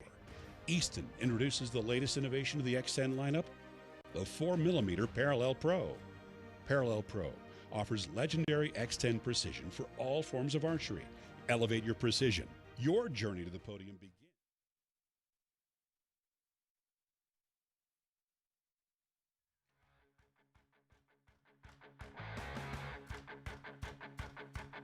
I feel like every target I'm having to shoot for more than what it actually looks to hit 12 height. So a little bit difference in judging. I think that maybe just how bright the targets look in these open woods.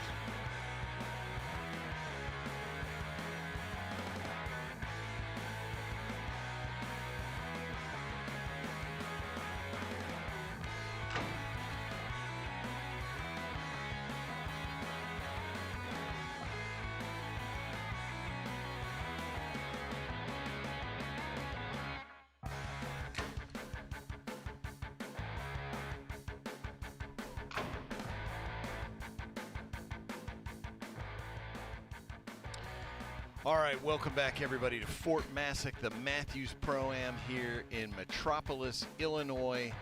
Open Pro is our division that we are going to bring up next here. Nathan, we're looking at our leaderboard. What do we got?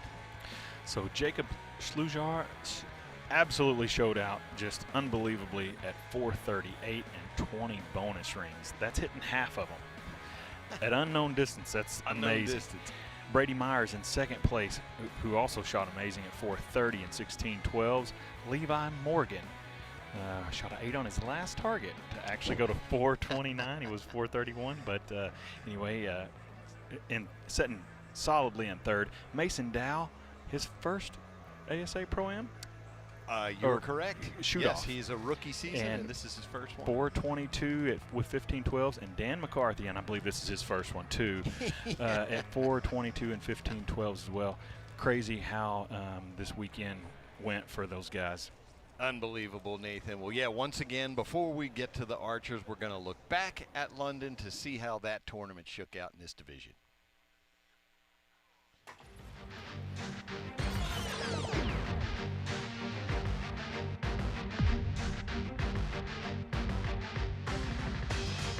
Open Pro superstar Levi Morgan says he's won more money at London than anywhere else in the world.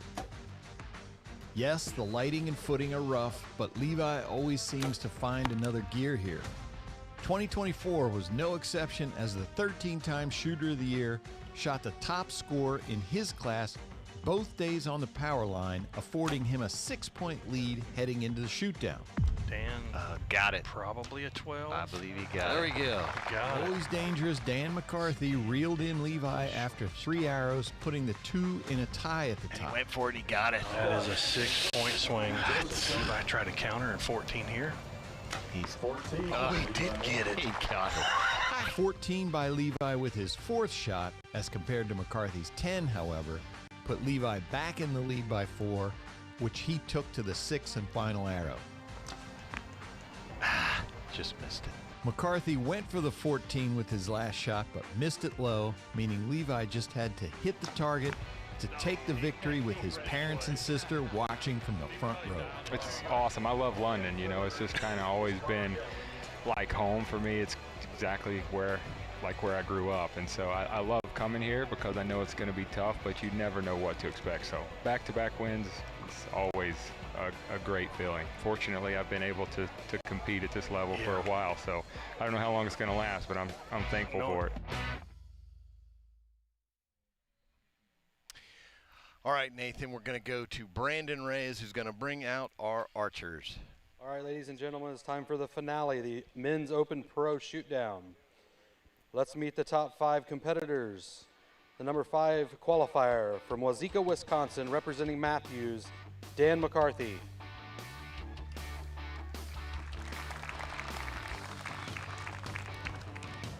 The number 4 qualifier from New Martinsville, West Virginia, representing Mathews, Mason Dowell.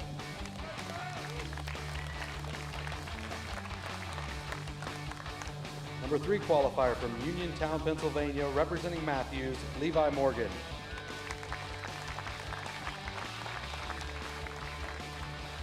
The second place qualifier from East Berlin, Pennsylvania, representing PSE, Brady Myers.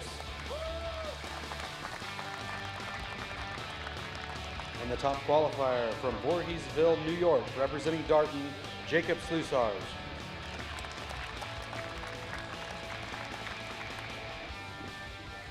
Thank you, Brandon.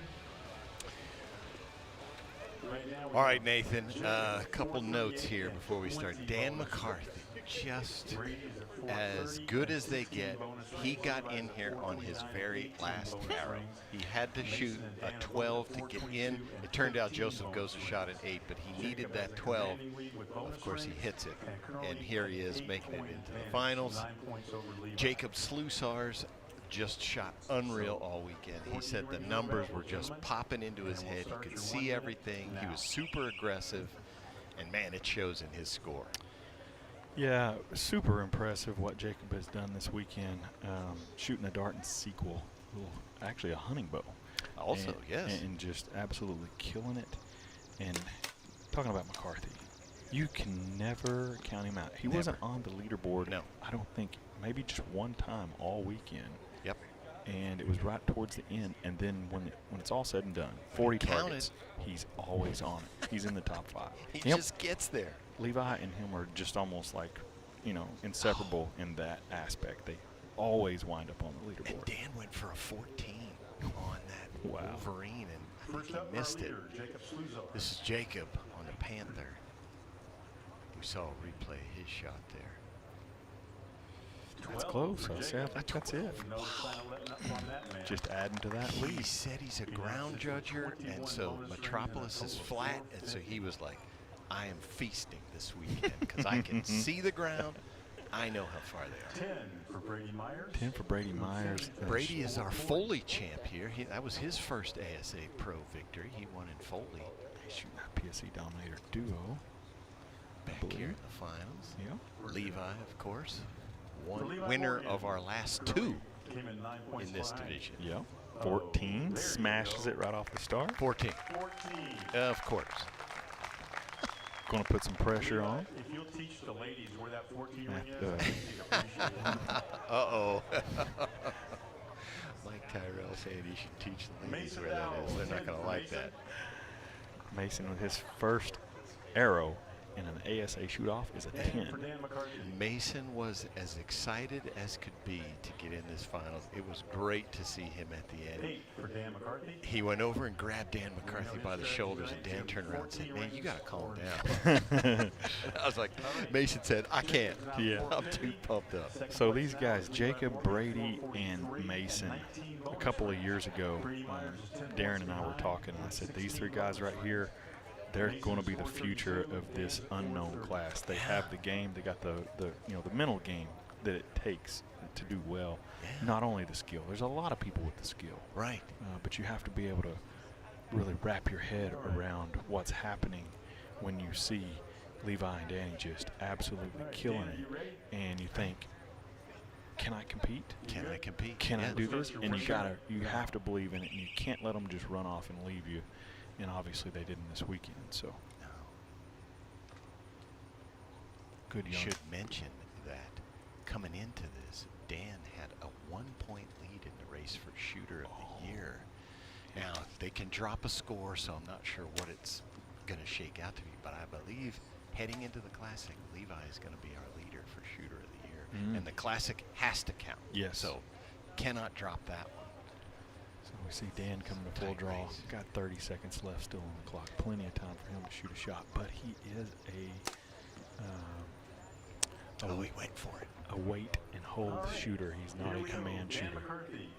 He went for the 14. It's close. Just off. Man, that is so I mean, it could be close. in. I can't tell from this angle, but yeah, I'd say it looks just a hair low. All right, Jacob, our leader. He went for it. Jacob. Dan is our defending shooter of the year in this class. 10 for Jacob. 10 for Jacob. I asked him, because he said I was aggressive all weekend. I said, what are you going to do in the finals? He said, I'm going to see. I'm going to see what I have to do. But he said he wasn't going to be too crazy. And that's the best way to play it from the leader position, especially when you have a huge lead. Yeah. I mean, you got to be pushed. So my guess is, and I'm not saying that Brady's not going to push him, but historically we know what Levi does. Yes. We know he's here to win. And second, third. Just missed the 14 that time though. 8. He's still in second place. Just now he's 9 points behind. But there we go though. What was he doing? He's pushing. Yeah. He's pushing. Had he hit that one, there's that pressure. There's that pressure for the leader. To our next target. Make sure your cones are where you want them when you get All right, so we need this leaderboard to shuffle because there was some shaking and moving there. 21 bonus rings. Levi 451 and 19 bonus rings. Yeah, Brady, waiting for an update. 16 bonus rings. Mason 442 and 15. All three Mathews shooters in this finals here are shooting a title. Right, just to give everyone an idea about all the bow selection from shooters. There we go. So there's our leaderboard now. So Jacob Slusar's got a 9-point lead over Levi Morgan, who's now in second with a 1-point lead over Brady Myers. So we're going to see some jockeying there. And then we've got a bit of a drop. 442 for Mason, 438 for Dan.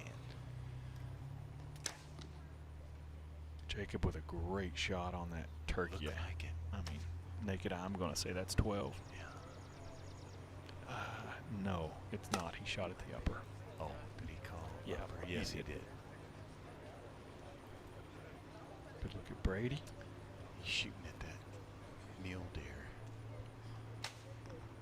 Elevation mule deer. Did he call upper? He did. No. Cones up front. Oh, it is, isn't it? Yeah. Good shot. Good shot. Couldn't see it was behind that elevation. Levi was on the Wolverine. Mason Dow, currently at So let's start back here at the beginning. 10 for Mason Dow. 452. All right. Dan McCarthy. Dan McCarthy. I'm guessing he's 14 hunting. Looking for the first Nothing targets, to went lose. For the 14s. Yeah. And we have An 8. Yep. Just a little bit high right. Just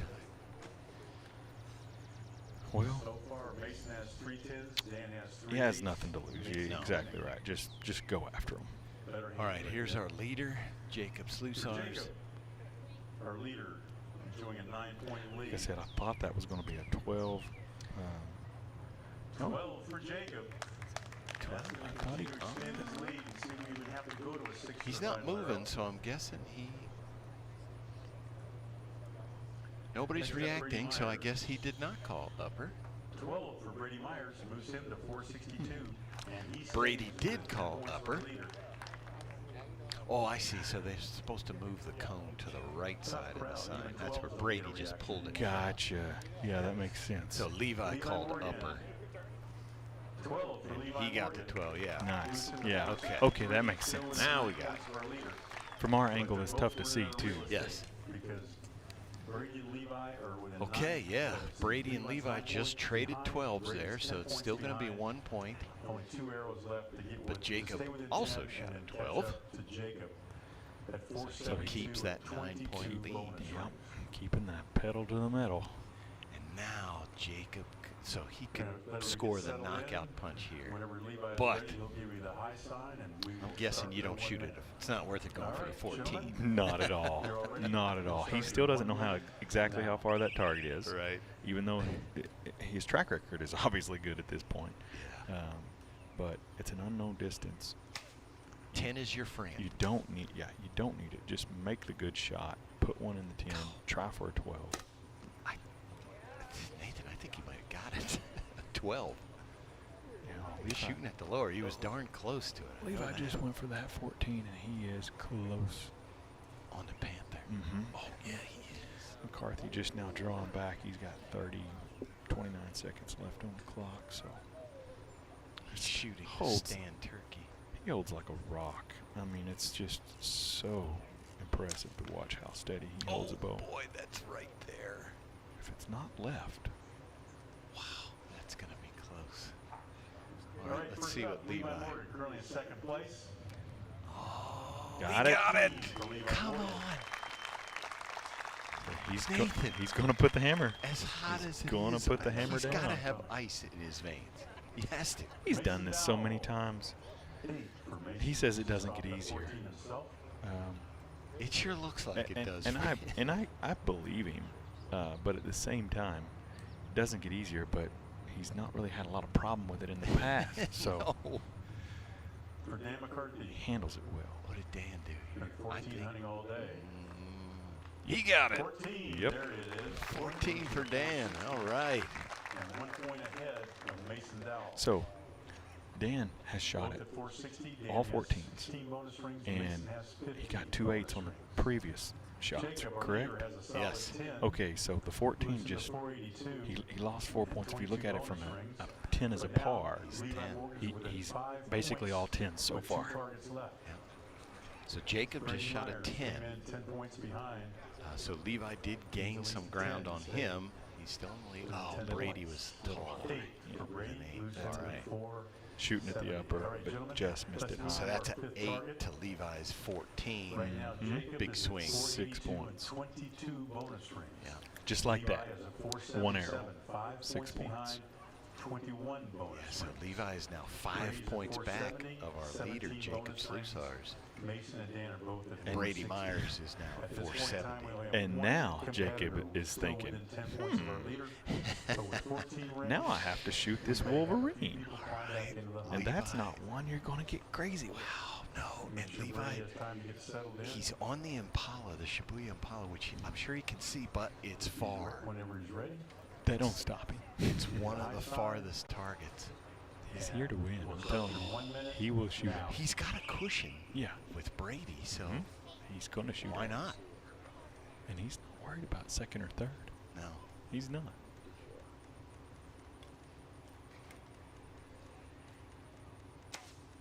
It's just dead quiet here, Nathan. Oh, I think he was That high. is close.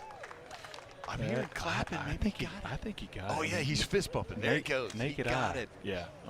We're not looking through binoculars, but I think that's a 14 just by that look. All right, first up, You- Brady Myers, currently at 470, trying to That's climb awesome. back within 10 points of That's- Jacob. Okay, so 14, that may do it. It's out there. it's out there. Yeah. It's It's the longest It's shot. the longest shot. Next And up, he just Levi 14. Morgan, And he just only 14. Well- 5 points behind. Yeah, he did. 14. Look at that. Inside out. Ultra Era smoked it. Levi. Good He's shot. only shot 3 14s in this bonus round, folks. So a lot of people refer to Levi as the GOAT. Mason Dowell, That's why. currently Yeah. at 460. Ultimate, highest pressure Yes. imaginable, and he delivers. He's Mason here to moves win. into 468. And Let's see if he Can't and coach nobody that. and nobody does it better. Nobody I mean, does. You cannot coach can't that. get within 10 points of our leader, but there's his there's 14 another at the end of the 14. day. 14 for McCarthy. Dan. All right. 3/8 Don't count him out. At least for the podium, don't count him out. And for leader Jacob, It's amazing. What did Jacob do here? Looks like a 10 to me. 12. Nope. Oh, he got it. He got a 12. All right. Holy smokes. Jacob Sluzar. And that's a long one, too. 494 and 23 bonus rings. Levi is now at 491, 3 points behind, 22 bonus rings. Brady is at 484. So what we're going to see here, they're going to move a target, This is or they're at least going to move their shooting position. Scott's going to move them around, and they're going to have a little bit of time to judge the target. And then what we're going to see is a few people shoot. Man. And Levi's going to shoot it at 14. Mason Dow's going to finish 5th. Dan McCarthy's going to finish 4th. So they are out of the 6th and final arrow. Currently, Brady Myers at 484, Levi Morgan 491, Jacob Slusice 494. So, you know, Nathan, Jacob's been shooting well in this final. He's been doing what he has to do, but if you shoot good and Levi's shooting great, man. Well, just that's why the ASA created the 14 ring. It is high risk, extremely high reward. So we watched Levi miss one, but it didn't stop him. He just kept the hammer down, because here's the thing. His percentage is always really high. So you can miss one, and when you hit another one, it's almost like you shot a 10 and a 12. Yeah, right. You know, Exactly. so if you keep it in the 8, so your miss, that is, you know, so if you shoot an 8 shooting at a 14 and you turn around and shoot a 14 on the next one, it's like you shot a 10 and a 12. So with his percentage, I mean, yeah. Wow. I mean, just hammer down. You know, and he did that in Minden. He just came out 14-14s, you know, crazy. He took that win. Dan McCarthy had a lead. He came out gunning for 14s. He takes the win. The last one, he had a little bit more of a cushion. Did what he had to do to win. But here again, you don't want him behind because and you if he's know in, what's coming. And if he's in front, he's almost impossible to catch. So where do you want him? What do you at do? Home? Yeah. Yes, at home. That's how you can beat Levi Morgan if he's not here. So let me tell you what's going through Jacob's head right now. Yeah, go ahead. Okay, so I've been in this position before. So he's knowing that Levi is probably going to hit a 14 here. So he knows he's going to have to shoot a 12 to win. So they're looking at the target. They're judging this last chance arrow target. It looks like it's the mule It's deer. the mule deer, yeah. So, and they're they shifted them to the left, so they're shooting cross angle. Changed the angle, so the distance, even though it has changed, they have a good idea now. Yeah. All right, so Jacob, if he's like me, he's thinking about, I got to make a perfect shot. And he's seeing it in his mind. He might even have his eyes closed over there. I can't see him, but he might be thinking about, all right, what does this look like? Boom. You know, you see that visually in your mind. And just know that your confidence is super high. You've shot extremely well. But you know what he's going to do. You know what Levi's going to do. Yeah. So that's going through his mind. And it's fun to a point of throw up. Yeah. It has to be. So we should say, Nathan, by shifting him to the left. Good shot. Oh, that is a good shot. I would think that's a 14, I think. They're now shooting this deer quartered. You can see the arrow. It's not perfect, so that slims those bonus rings. Makes them a little bit smaller because you're not shooting at them head on. Yeah, he got 14. Nothing to lose there for Brady. He was in third place to begin with. If he missed the target, he got third. Awesome shot for Brady. It's going to take him to 498. So now 498. Levi doesn't care, but he needs an 8 to stay in second. He don't care about that. second. He ain't worried about Doesn't that. care. Because when the finish line 13 times and that victory flag is waving and he can see it, that's where he's going. He is a firm believer. You ain't first, you're last. Last 5 targets, it may be his day, so we'll start your 1 minute I now. really love this stuff, PJ. I love watching it. It's incredible. These guys never disappoint. This is great. Super quiet, Nathan. I know. Oh, that's got to be top of it. He did. Got to be top of it. He got it. Crowd says he's got it. Crowd says he got it. I didn't expect any less. That's it. Looks like the same hole that Brady hit. Yeah. I mean, he same spot. Probably could see it. Man. All right. Okay. Here we go. All right. Your Jacob needs a 12. Your dominant performer Jacob, for the weekend. 12 ring, Just awesome dominant you're a performer champion. is up 10 here. ring, And so Levi's the champion. everything he's done this weekend, as good as he's done it, now it's being questioned. Start your Can 1 he minute can he do it now. one more time? He needs a 12 or 14. Steady as a rock.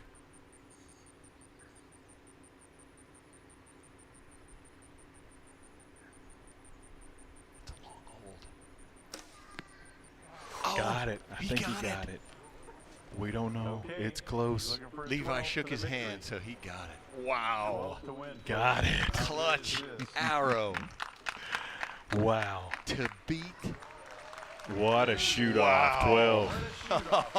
What a shoot-off. Dave, Fantastic. that's as good as it gets. Absolutely. I don't know how you make it any better than that. 506, Levi Morgan, 505. Levi says, Brady third.